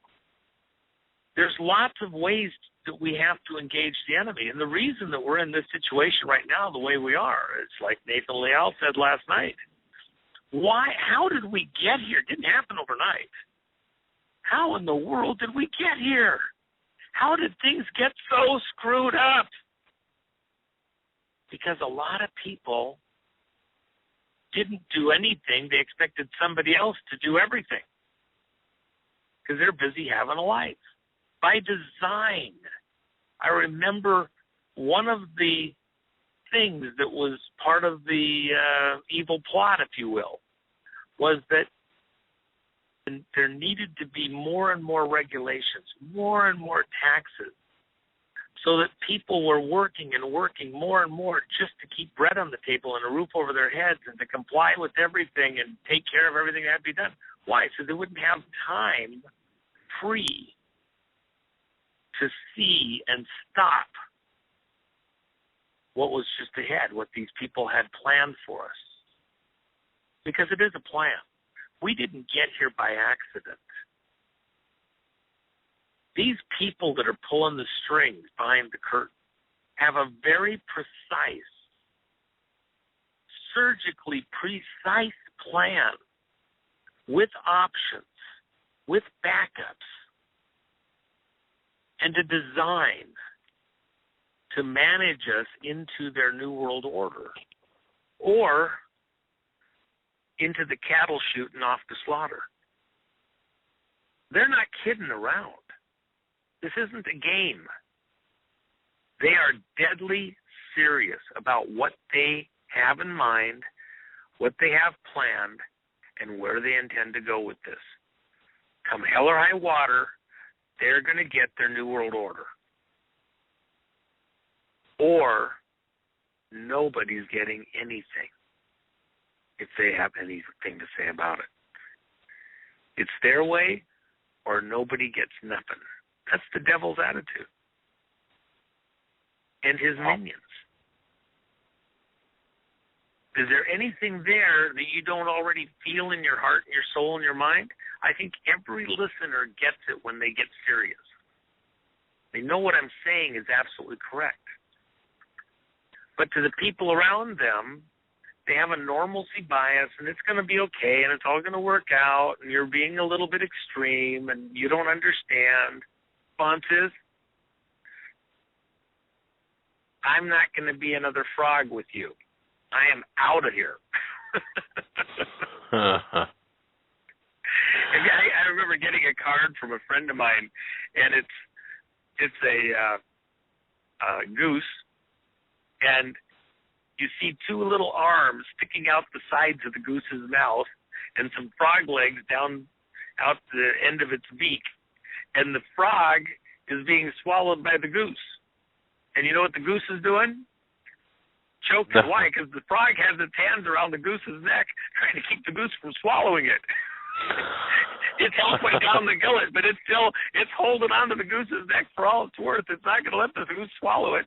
You know, it may be halfway down the gullet, but it's not giving up. Don't give up. This isn't over. And this is part of my concern, is that it almost, you want to talk about, you know, it's pornographic, all this end of the world talk and destruction talk and everything. That's pornographic. You know what's pornographic? Is this agreement to let the devil tell you everything he's going to do to you before he does it, and then do it and agree with that. Well, it's going to happen, and it's going to be horrible, and there's going to be guillotines, and it's going to be the end of the world. You know, you're when you even talk like that, not that it's not valid talk, not that it's not stuff that we have to understand is their intent, their plan, but you're giving the devil the glory. Where's the church in this? Where's God's people in this? And the devil intends to do this, and God's people are going to stand up and hold it back by standing and shining the light and saying, not here, not in my town, not on my watch, by God's might. See, that's what Liel was talking about yesterday, was so important. Where is the understanding in God's people that the salvation of the country is not because of patriotism. It's not because of the flag. It's not because of the pledge.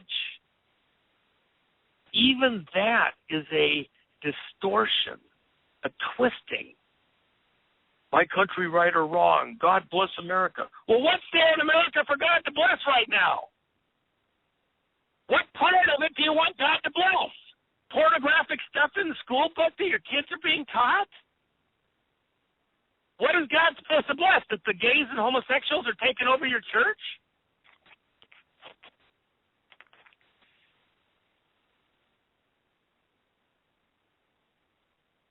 How well said. What part do we have an expectation of blessing from God? W, I think you might have either muted yourself or gone under the ice in your submarine there. I'm not sure which, but it's a pretty climatic stopping point there. As we hear him say, look, we have the battle to do, but we've got to meet the battle head on. We've got to understand too that God is not about to bless a country, a people who have embraced the pornographic, who have embraced the unrighteous, who have embraced the ungodly, who have embraced the satanic over the godly. It's something that we have to really understand, and what he said too, what W said too, about all of us being in a certain position to fight, and we're at that moment before the battle. Holy cow, we are, aren't we? Can you feel it? Can you feel where we're at right now? Can you feel the fact that the shelling has subsided? The dawn is not quite breaking. It's still dark, but the troops are moving. I mean, I certainly can. Folks, this would be a good time to take, since this is timely, it's actually the top of the hour, while we're searching for W, hoping he's all right. Oh, here we go. There we go. Yeah. W, I'm not sure if you could, if your phone flew out of your hand or if it was some sort of divine... But you make a good point. Well, I hope that my point was made before we got cut off. But think about it. Who are we ticking off here? What's really going on here? And when I say go into battle, these are different things, different ways. When you're working deep cover, you're not just out there using silenced weapons to shoot bad guys. You're at the party. You're in the ministry. You're in the building. You're doing other stuff. Understand, we're in an all-out engagement here. All the chips are on the table. Only one person, one group is going to win this hand, this final hand. And they're playing to win. Are you? Or are you just sitting at the table, la, la, la, la, la. This is not, this isn't playing around time. And it's not about salvation only of the nation. It's about salvation of the people. That's what we have to think of here right now, this moment.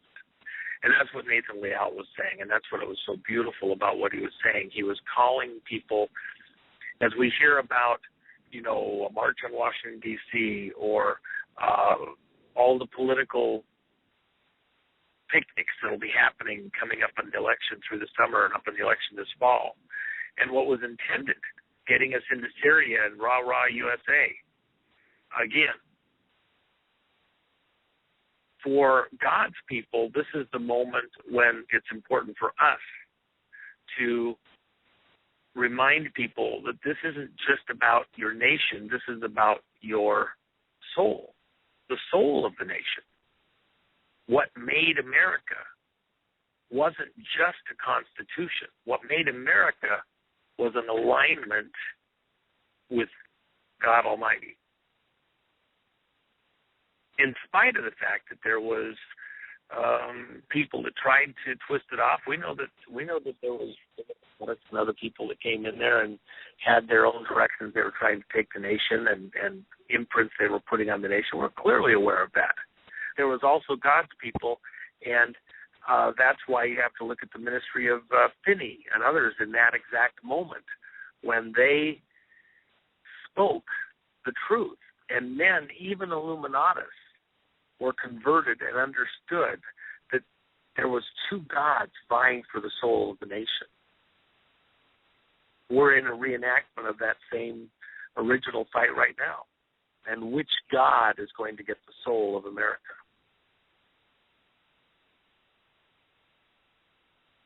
We know who does in the end, but during this time of battle, it's going to be a rough road, and we have to be prepared for that. But and we just because I know you get your top of the hour here. Your top of the hour here, so I don't want to intrude on that choice. I got to tell you something. The words that you have spoken tonight are encouraging, and people needed to hear exactly that message.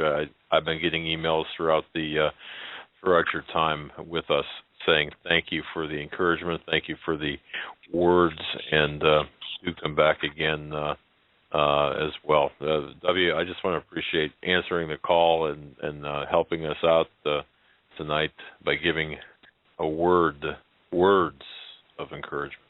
Thank you, my brother. Well, and if anybody out there saw Thursday, I checked in both of my main cars that I used, and I couldn't find it. I can't find the missing minutes from Friday.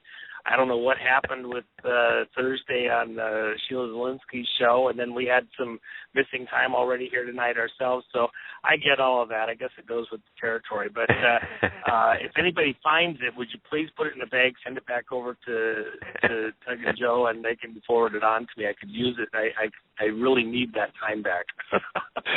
Oh, as we all do. Yeah, I couldn't believe it. It was great when I talked to you and you said, what day is this? I can relate, but well, here on the station, we go around the world several times a day, so we actually, it's hard to keep count on which day we're on sometimes. You have to, okay, 1, 2, okay, wait a second. Oh, hold on. Let me start over here. Why do you got your shoes off over there? Oh, that's right. We did go around that many times today. Okay, never mind. Yeah, sometimes we have to use, Anyway. God bless you, my friend. You want answers? I think I'm entitled. You want answers? I want the truth. You can't handle the truth. Northeast Intelligence.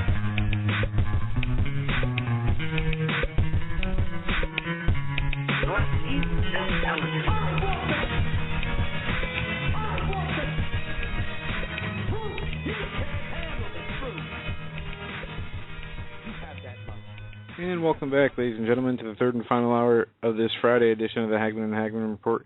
We're going to be taking your phone calls at 661-244-9839. That's 661-244-9839. And we will be taking them for the rest of the show.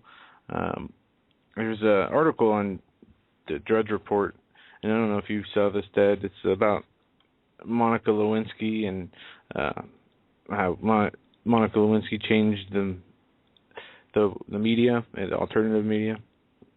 And the headline on here, if it's still up here, was Drudge killed media. Yes. Yeah. I thought that was pretty interesting, but it goes on here to say that the Clinton-Monica Lewinsky scandal, which Drudge, I think what he wrote, he got the exclusive on that, or so that's how he got he broke that. Right. Broke that, right.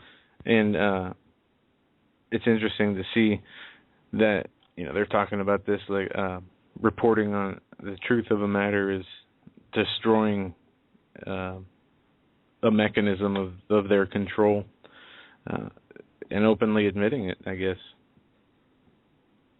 Well, there's this tendency to make Drudge and other specific websites into tabloid type,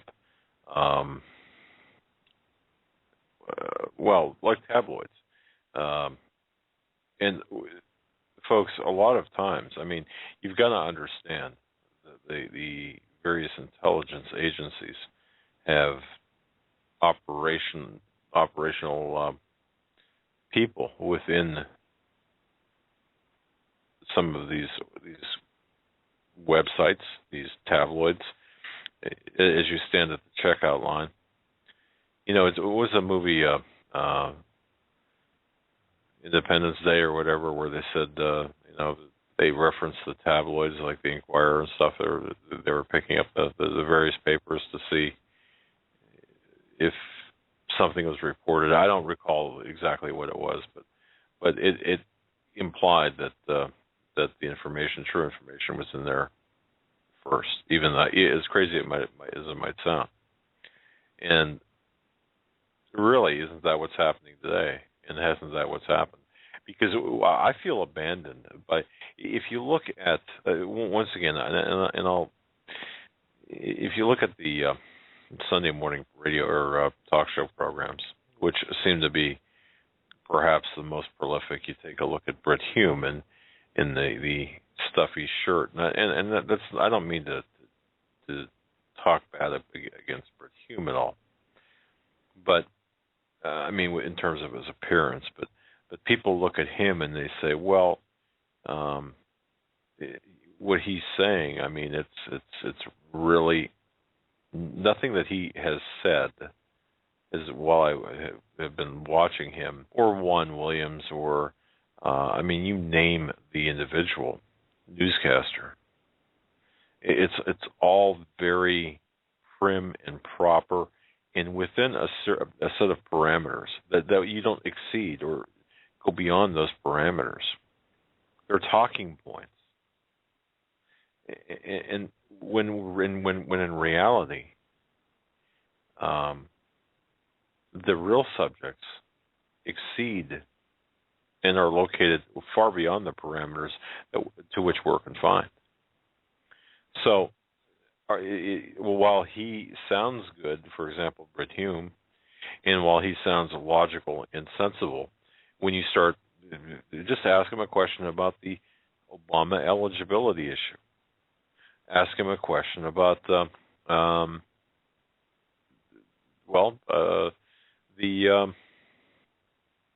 we'll just stop there. I suppose that's enough. What would he say? Of course, it's poppycock. It's crazy talk. It's not dignified to talk about. And that's where we're at with Drudge and alternative media sites like ours. We can't talk about stuff. You shouldn't talk about stuff like that to be marginalized. So, look, yes. I guess what I'm saying is we have to go beyond the normal alley, the very thin line of allowed topics, and ask the more difficult questions, and accept the fact that we'll be ridiculed for daring to ask such questions. But if we don't ask them, who will? I'm not going to be shut up, but you know, I'm going to ask the questions. If the evidence leads to a certain series of questions, then let's put them on the table and talk about them. Let's not shut them down because, well, someone says they're just conspiracies. No, are they really? No. They're legitimate questions that deserve legitimate, authentic, truthful answers. And we should demand those answers. So that's how I feel about it. All right, let's go to the phones. We're going to go to area code 812. We're coming to you first. You're live on the Hagmann and Hagmann Report. 812. All right. We will come back to you. We're going to go to Let's see. 909. You're up next. You're live on the Hagmann and Hagmann Report. Hello. This is Good evening. 909. How are you? Very well. Where is 909? See if I can ask. That's in San Bernardino County, Southern California. Okay. All right. Yeah. Well, that's great. Okay. Very good. Well, it's such a great honor to talk to you guys. I listen to you religiously. I mean that religiously. And I just really want to thank you guys for your commitment and dedication and just the example that you're setting in this industry. It's amazing that you guys are out there doing what you're doing, and I want to thank you for that. Well, thanks. Thanks very much. Anything on your mind in particular that you want to talk about? These last couple of days have been amazing as far as the guests you've had, especially Bill Salas and Nathan Leal. I listened to him a few times with you guys, and it brought to mind this whole Malaysia Flight 370 and the connection to the Trident, and the whole logo on the Malaysian Airlines being a Trident, and the whole presentation of the Olympics, the whole Poseidon presentation. I don't know if you guys caught the reference to Neptune, Poseidon, and the fact that everything going on at that time had relation to the earth or the seas. And then right after that, we had the whole Ukraine incident, which on the flag of the Ukraine is the Trident. So I just wanted to share some of those connections with you guys to see, if anyone else had done any research on that. Well, do you feel comfortable enough into explaining a little bit about what you're referencing with the Trident and about the Malaysian flight one?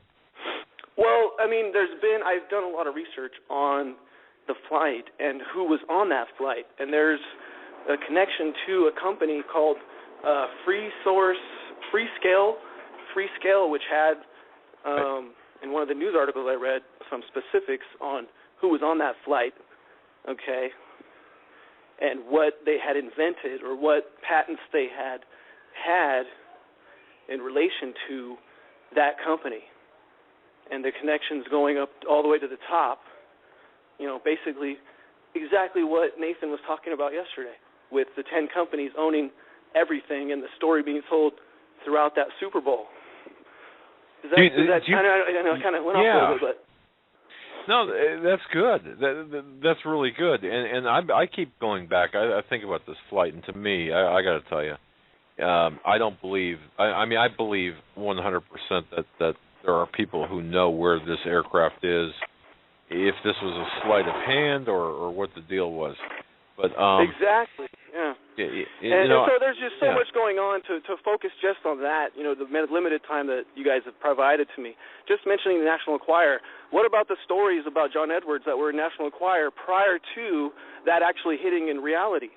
What about that Men in Black, the movie Men in Black, and what you're referencing, I believe, was Men in Black, where they go to the National Enquirer to find out what the aliens are up to. That's right. Thank you for clearing that up. Yeah. Yeah. Exactly. So it's just great, some of the topics you guys are hitting on. I'd love to hear you guys talk to L.A. Marzulli, who's really into the fact that these aliens allegedly are really the disembodied spirits of demons reincarnated into these bodies, right? And he goes into all that. He's spoken to doctors who have found nano-sized electronics inside of people. And the whole Morgellons disease and the connections, if you've ever researched Morgellons disease, he'd be a great guest to have on there to really go into detail on how deep does this rabbit hole go, Yeah, Joe and I talked to him a little bit at the Orlando conference, and we'll try to get him back. We'll try to get him back on. He's busier than heck, and then I'm not sure. Joe, I'm sure. I'm sure. But the guests Bill Salas, amazing. Tom Horn, Steve Quell, all these guys, Alex Jones. I've been, I'm 36 now, so I've been at researching and listening to you guys and trying to get involved and listening to the Bunkerville and everything going on and really understanding how deep, what the government's capable of. We are so naive to think that they don't know who we are and what we're doing and what this is really, he's so right, what Nathan was talking about yesterday, and it's just amazing that, hey, I'm not alone on an island figuring this stuff out. It's so cool that you guys are out there blasting it, out in the airwaves. Hopefully we'll have that chance to keep doing that, Joe. Yeah. It's I really and that's appreciate worrisome as well. You know, and I don't know if you guys caught the White House released Twitter pic of Obama sitting on the Game of Thrones throne with Joffrey's crown on his lap and the the bow and arrow sitting out on the table. I don't know if you guys caught that. That was released by the Westeros wing on Twitter the day before. I saw that. Yeah, and I'm thinking, wow, a king. We have ourselves a king. And the sad part is, and what breaks my heart, growing up being in class when the Challenger crashed and hearing our President Reagan talk about, just what he talked about, and that experience as, a 10-year-old kid, or whenever that was, to where we are today, to what we're seeing today. And we are all guilty of it. But if you guys could talk more about what we can do about it, what can I do working full-time with the family with no free time, besides paying the bills and keeping everything spinning, what can we do, And so, I'd love to hear more about what can be done, what hope is there, do we have, we have our hope in the Lord, and I'm getting mixed messages about, what is the plan? If you can't go in the desert because the wolves are there and you can't go in the mountains because the lions are there and you don't have any time, I think a lot of Americans must be feeling, the people that are coming to the realization that everything they've known ever since 1963 has been a lie. Everything that's taken over and taken control, Kissinger, Brzezinski, what's happened? The technotronic era is here, and we are stuck, And so, I just want to share that with you guys. I support you guys 100%, and it's just keep going strong. I pray for you guys every night that for your safety, for your guys' father-son relationship. What a great example. Like iron sharpens iron, so the Lord sharpens each other. So praise the Lord. God bless you guys. Amazing. Wow, what a fantastic call. Thank you so much for your call. God bless you too. Yeah, and God bless you guys. all right, buddy. We're going to try to answer. I'm going to try to address the off air. I'm going to try to address the what can we do part, because I understand that. People talk, Joe. People talk about the stress of the president or the Secretary of State or these people, the stress that these people are under. Okay, and the way I look at it is this: no, stress is being a single mother, a single father, or even a married couple with 4 or 5 children, 2 children, or whatever. 2 mortgage payments, a car payment, or just 2 jobs or 3 jobs among the 2 people, 4 jobs even, trying to make it from day to day, wondering. Stress is trying not to lose your house. Stress is trying to not to have your car repoed. Stress is trying to make sure that your children are well fed and well clothed. That's stress. Stress to me, among the others, like the presidents and the rulers, no, their stress is shared among the people who prop them up and help them and are there at their beck and call. Obama sneezes, there's a doctor right there. Your child has 104 fever, you've got to hunt for a doctor. That's stress. So, but what can we do? What can we do? Because we're straddled with the limitations. It's a matter of life. I mean, my goodness, go to the store, you buy a gallon of milk, you buy a couple of pounds of 90% lean ground beef, you buy a thing of coffee, some foil, garbage bags, and pretty soon you walk out of there with 1 bag you're carrying. Yeah, it's $50, $60. Yep, it's getting a bit ridiculous. It's getting... That's stress, by the way. Yeah. They used to, I remember a few years ago seeing ads on TV, even before the 2008 economic crisis, where they had commercials of old people having to choose between food and medication. And now, imagine how much worse this has gotten. We have a currency that has basically been destroyed and inflated so much that we haven't even begun to see a hint of how bad things really are, and how much they've destroyed it through taking away the gold standard and printing the money.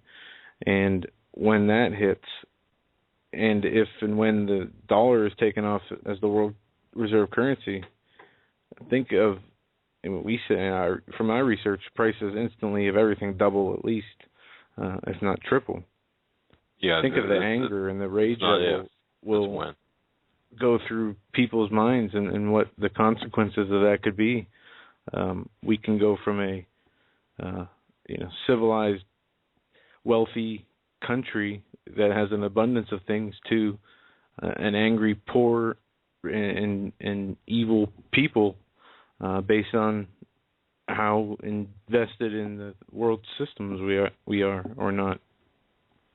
Well, to answer that gentleman's question, I really believe that what we can do, even straddled by working 16 hours a day, believe me, if you don't think we work 16 hours a day. Our days are 16 hours, and we do work weekends and we do work holidays, and we do travel. We do a lot.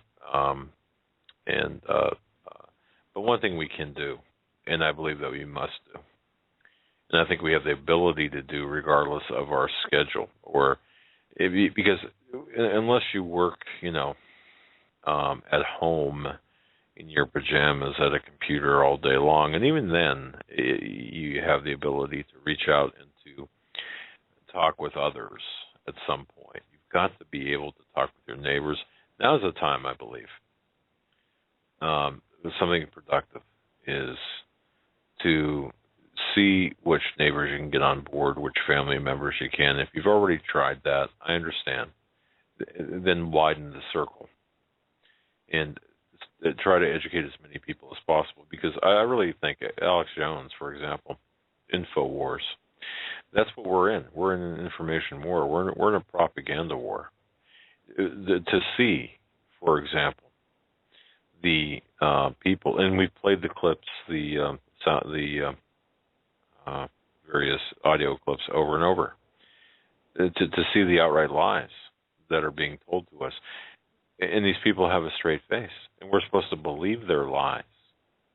That this is an information war, and they'll sit there and say the sky is purple or black, or I don't know, or it's snowing in Miami Beach, and I'm talking about the snow from the clouds, not with a straight face, they'll say this.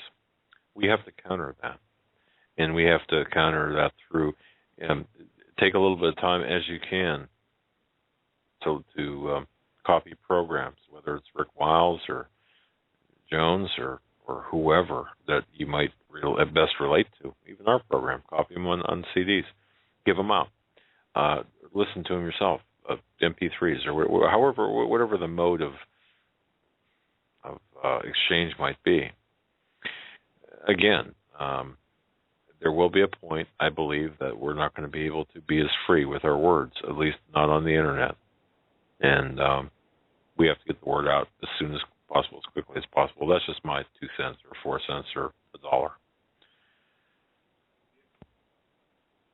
You're muted now. Yeah, let's go back. It's my turn. Let's go back to the phones. We're going to go to area code 304. 304, we're coming to you next. You're live on the Hagmann and Hagmann Report. Hey, Doug and Joe. This is Phil from West Virginia. Nice to talk to you guys again. Hey, Phil. You guys have just had some amazing shows recently.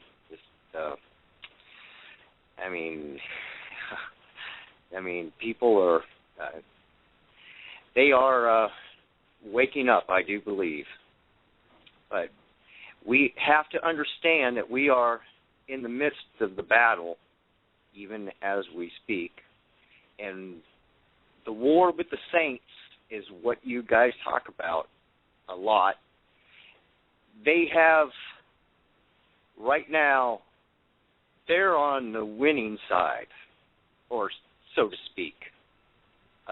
They have power over us for the time but that time is fading very fast. And they realize that. And they realize that there's a number. The message I want to tell them is that they better watch out, because there's an army up above them that's ready to come down here, and we're going to end it.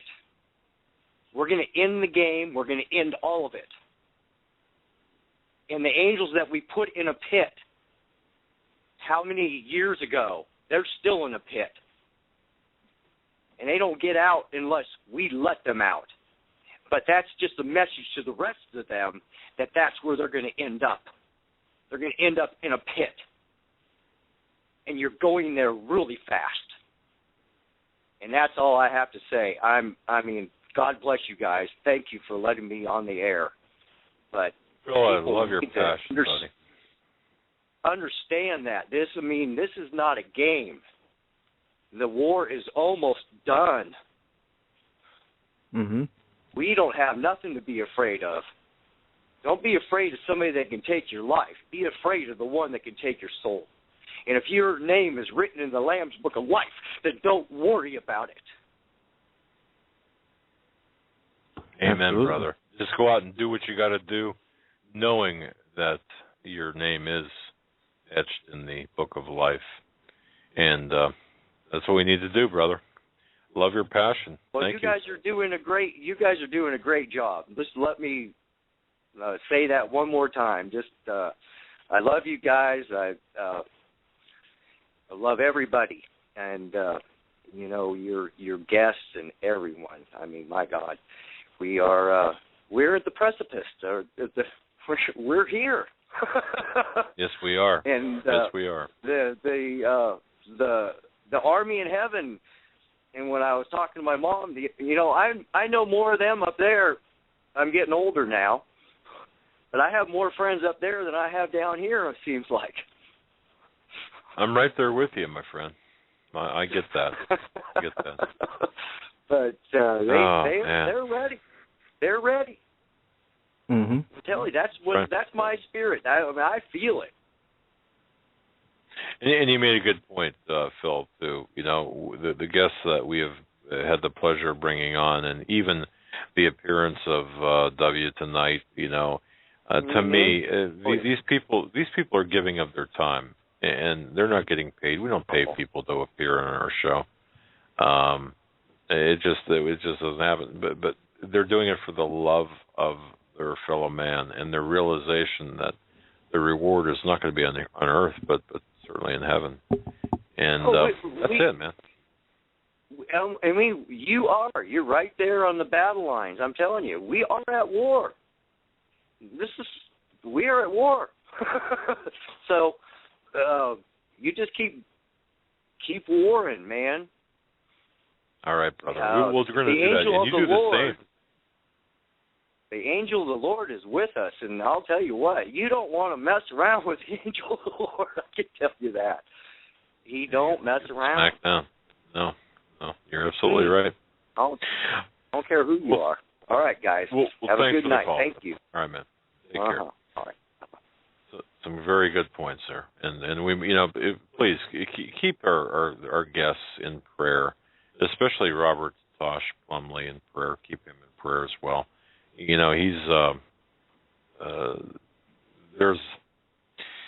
there are a lot of things that are going on there, and just keep in your prayers. Yeah, absolutely. 856, we're coming to you now. You're live on the Hagmann and Hagmann Report.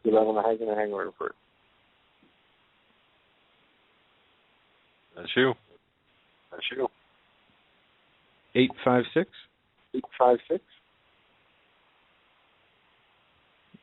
All right. 408. We're coming to you now. You're live on the Hagmann and Hagmann Report.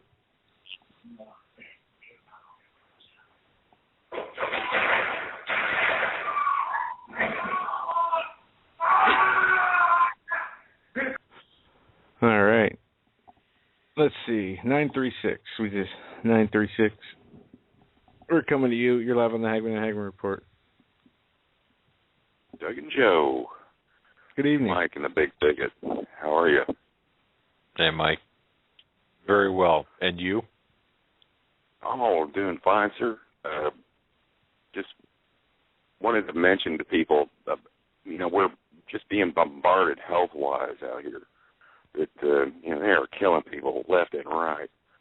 And things that you ought to research would be like a zapper. It's called a ZAPPER. And it was invented by a guy named Royal Reif, a German, who was the first to invent a microscope that you could look at living tissue. And he did a lot of experimentation, with his microscope and found that an alternating frequency of 15 hertz would wipe out all pathogens in the body. This little device called a zapper can be strapped on someone and cure them of things like hepatitis C and AIDS and a host of other problems. I've used it on an abscessed tooth before and had great results. No, wait a second. What we call her? Is it zapper, like with a Z, or like with a V like Victor, or a Z like zebra? Z like zebra, APPER. All right. APPER. Yeah. And these things are available on the internet for about $130, and there's true science behind it. It's just been terribly withheld. Another thing that people can do is they've known since the Civil War that North Pole negative magnetism on your body is extremely helpful. We've all got all this calcium caught up in between our joints and so forth, and even I've run into a lot of guys. I work construction and so forth, where they can't hardly get down on their knees. You can hear all this popping and cracking, and young men. And I don't do that because I sleep on magnets, and it keeps my joints, clear. But what it does is a calcium molecule looks like a burr under a microscope until you expose it to North Pole negative magnetism. Then it folds it up into something that looks more like a seed. And I learned about this stuff through shortwave radio. There used to be a guy named Lou Lyons that did a shortwave show, back in the days of Bill Cooper and so forth. And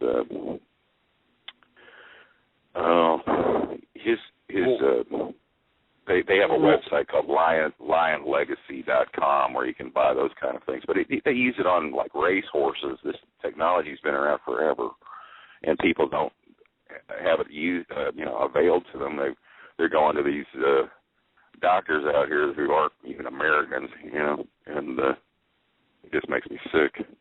Makes me sick, the medical industry and how people are led. The big pharmaceutical companies are out to kill you. Believe that. Oh, yeah. Half the stuff that you're taking is fluoride, okay? Fluoride is a nerve toxin. It used to be used against rats. It was rat poison. And it was this waste product of the aluminum industry. And the friggin' Nazis, discovered this, that it dumbs people down. It makes them take orders very well. That's why they got it packed in your toothpaste and every place else they can think of putting it. Well, anyway, that's my rant for this evening. All right. Well, thank you, sir. Thank you very much, Mike. God bless, man. Interesting, and we will look into that. And, of course, Dr. Robin Falkov, very interested, very intelligent woman in the alternative holistic healthcare industry. She's got some information that very, very good information about how the healthcare industry is turning you into a zombie, and of course what we can do naturally, homeopathically. Interesting. All right. We're going to try to go back to caller from 407. That was silent. 407, we're coming back to you now. You're live on the Hagmann and Hagmann Report. Hello. Good evening. Hey, Doug and Joe. Good to hear you guys again. Yeah, nice to hear you as well. Yeah. Hey, listen, man, last night's show and tonight's really just something, especially when, Nathan started to get into it last night.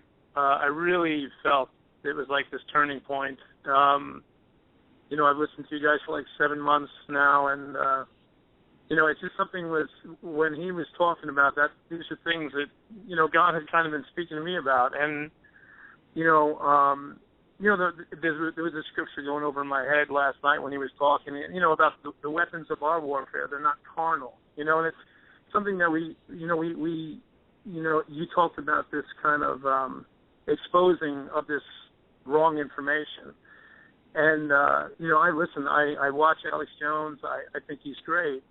But I have to commend you guys for what you're doing, something that he's not, I believe, doing to the fullest, and that's giving people like Nathan Leal and these people like W tonight and these other people 3 hours to talk, to really kind of get to the place that they want to arrive at. It wasn't really till the end of the show last night when Nathan really started, I felt, hitting on all cylinders and, really making sense. And, I think you guys know me. I called in once or twice before a little while ago, and I was an adjunct professor. I taught media studies at a university up in New York.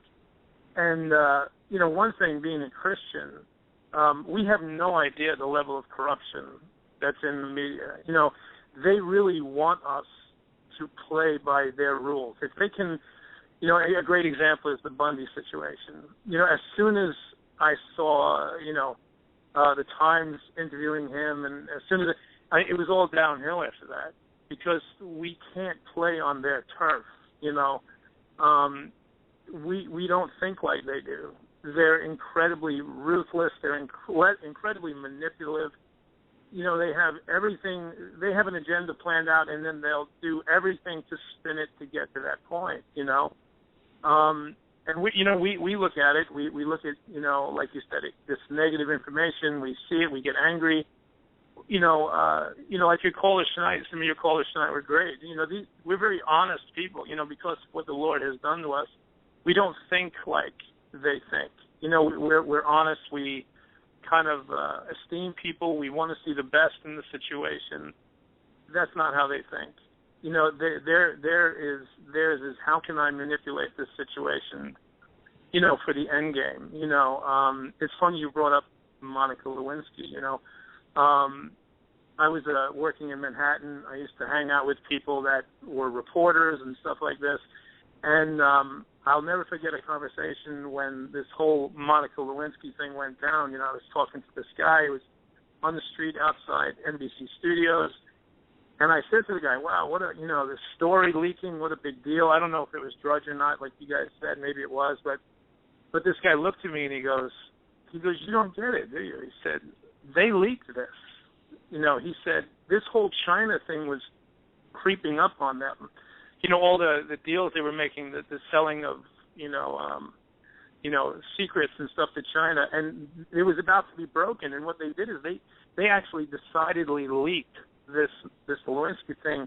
They knew that people can't get enough of this sexual, stuff. And it did. It diffused the whole other situation and just kept people, it took them, all the dogs down a different path. And this is how much control they have over the media. So I'm just really commending you guys. I think what your show gives, and it's like what Mr. Leal said last night was, we know what the solution is. God is our solution, and it's not like we don't have to fight, but we don't want to get caught up on their, we don't want to have them provoke us into fighting on their turf. You know what I mean? And I think that's what your guest was talking about last night and tonight. You don't hear anywhere else, guys. It's incredible. I mean, you don't hear people telling you exactly, like what W said tonight. I was blown away. I mean, it's exactly what I've been feeling in my spirit, that, we're in this breath. We're in this kind of exhale right before the plunge, and it's, if we weren't getting this information that you guys are providing, I checked out your new website. I like your website a lot, but I just hope that you guys, as more and more as God uses you, I'm going to pray that you guys can remain. It's hard because you're going to want to probably play more and more. I mean, you're getting these great guests and this and that, but just to encourage you, the thing that's awesome about your show is that you're not like them. You know what I mean? If you expose, the wrong information, like in this information war, if you expose that without a solution, then it just brings people to anger. And you're not doing that. You're actually providing the solution, and you're the only place out there that I know is doing that. So that's it. Just wanted to tell you guys congratulations. And well, thank you, Professor. Look, I've got to tell you that yes, I totally agree with you. We need to not only identify the problem, but provide the solution or a series of solutions, but solutions that will be suitable for the listeners, depending on your station in life. And we can't. We don't know what your situation is. Not yours specifically, but people's situations are. So it's difficult for us to really provide any answers, but we can provide general direction. And I think that we we've got to keep that line open. And we don't want to. Well, you're certainly doing it. Last night was incredible. So like the caller who called in a couple of minutes ago and said, here he is. I'm in the same situation. I'm a single parent. I have 2 teenage kids. This and that, but God's firmly convinced me that my prayer and me bringing things before Him is not, it's not without, it's not without accomplishing anything. You know what I'm saying? The world would look at that as, oh, you're just kind of like, if that's where I'm at, then I can embrace that for right now until something else. You know what I mean? But that's, that scripture, like I said, the weapons of our warfare are not carnal, but mighty in God, right? So we have to remember that, and it's contrary to the carnal man and the natural way of thinking. But that's what I think Mr. Leal last night was hitting on, which was, so many people, you turn on every show, everything, and they're all like, this get up in arms and get up in this and this and that. And really, so much of what they're doing is they're trying to provoke us just to play on their turf. And especially in the media. Oh, my God. My heart went out to Mr. Bundy when I just saw him being dragged into their, once he was dragged into their arena, it was because the wolves were out, right? I mean, everybody turned on him and everything else. And, the scriptures say that we have to be wise as serpents and gentle as doves. So we have to know, God doesn't want us to be fools. We have to know, and we have to watch when we're being pulled into that. And we have to be smart enough to stay out of it. And you guys do it. Your show does it. So I just commending you and thanking you for what you're doing, and just letting you guys know you're right on track. Professor, thank you so much for the words of kind words and advice that was intertwined in there, which we will indeed maintain and adhere to. So thank you so much. God bless you, my friend. Thanks for the call. Thank you, guys. Thank you, guys. Very, very good. Have a great one. Yeah. With the website, what we're attempting to do is just to get more information without the clutter and get it out there in pure form. That's all, and get it out there quicker. It's just been an uphill battle, and you know how it goes. But we've also been trying to improve the quality of the information. We're trying to improve the quality of everything. From like I said, I'm excited about this app that is being done for us. I'm excited about all of this. So we're going to keep pushing on, moving forward, and engaging the enemy for sure. Mm-hmm. This from an article from today. Pope urges legitimate redistribution of wealth. Pope Francis called Friday for governments to redistribute wealth and benefits to the poor in a new spirit of generosity to help curb economy of exclusion that is taking hold today. Francis made the appeal during a speech to the UN Secretary General Ban Ki-moon and the heads of major UN agencies who met in Rome this week. I have no problem with him asking for people to be more charitable. But that allegiance with the United Nations, well, redistribution of wealth. What's another word for that? No, I understand socialism, but right. I understand forced charity is not charity. That's, a tyrannical, authoritarian type system. What I'm saying is, I don't know how he meant for that to be interpreted.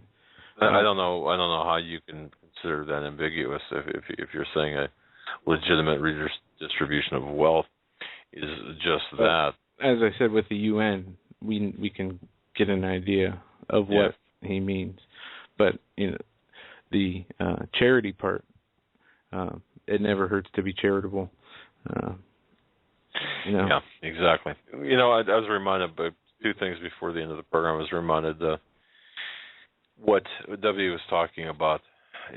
For those new listeners, he mentioned Butter D-Zillion. That is the internet name of a researcher. She's a great researcher. She's got Butter D-Zillion blog. You can search on our website for her blog link. I'll say this, the Fuddy plane landing where Fuddy reportedly died, and her assessment, the things that she has caught, the effort that she's been making, and she's been doing this on, in between having to do certain things at her home and being a mother and a wife and so on. She's doing some great work, and I'm just astounded by her level of acute research. So keep your eyes closely on that. We're going to have more information coming forward on that. And also on Sunday, Joe, let me just remind everybody, on Sunday, Pastor David Langford and Steve Quayle, we're going to be on. I talked to Steve this morning, and let me just find the title, because I saw the title and I thought, wow, it's a fantastic title for Sunday's show. Let me just, I'll go ahead, Joe, while I'm looking for it. All right. Next week, starting actually Sunday, we have Steve and Pastor Langford coming on. Stan Tuesday. We have Doc Marquis Wednesday, Paul McGuire Thursday, and possibly Greg Jackson Monday or Friday, or if not, the following week. We're lining up some guests for the following week.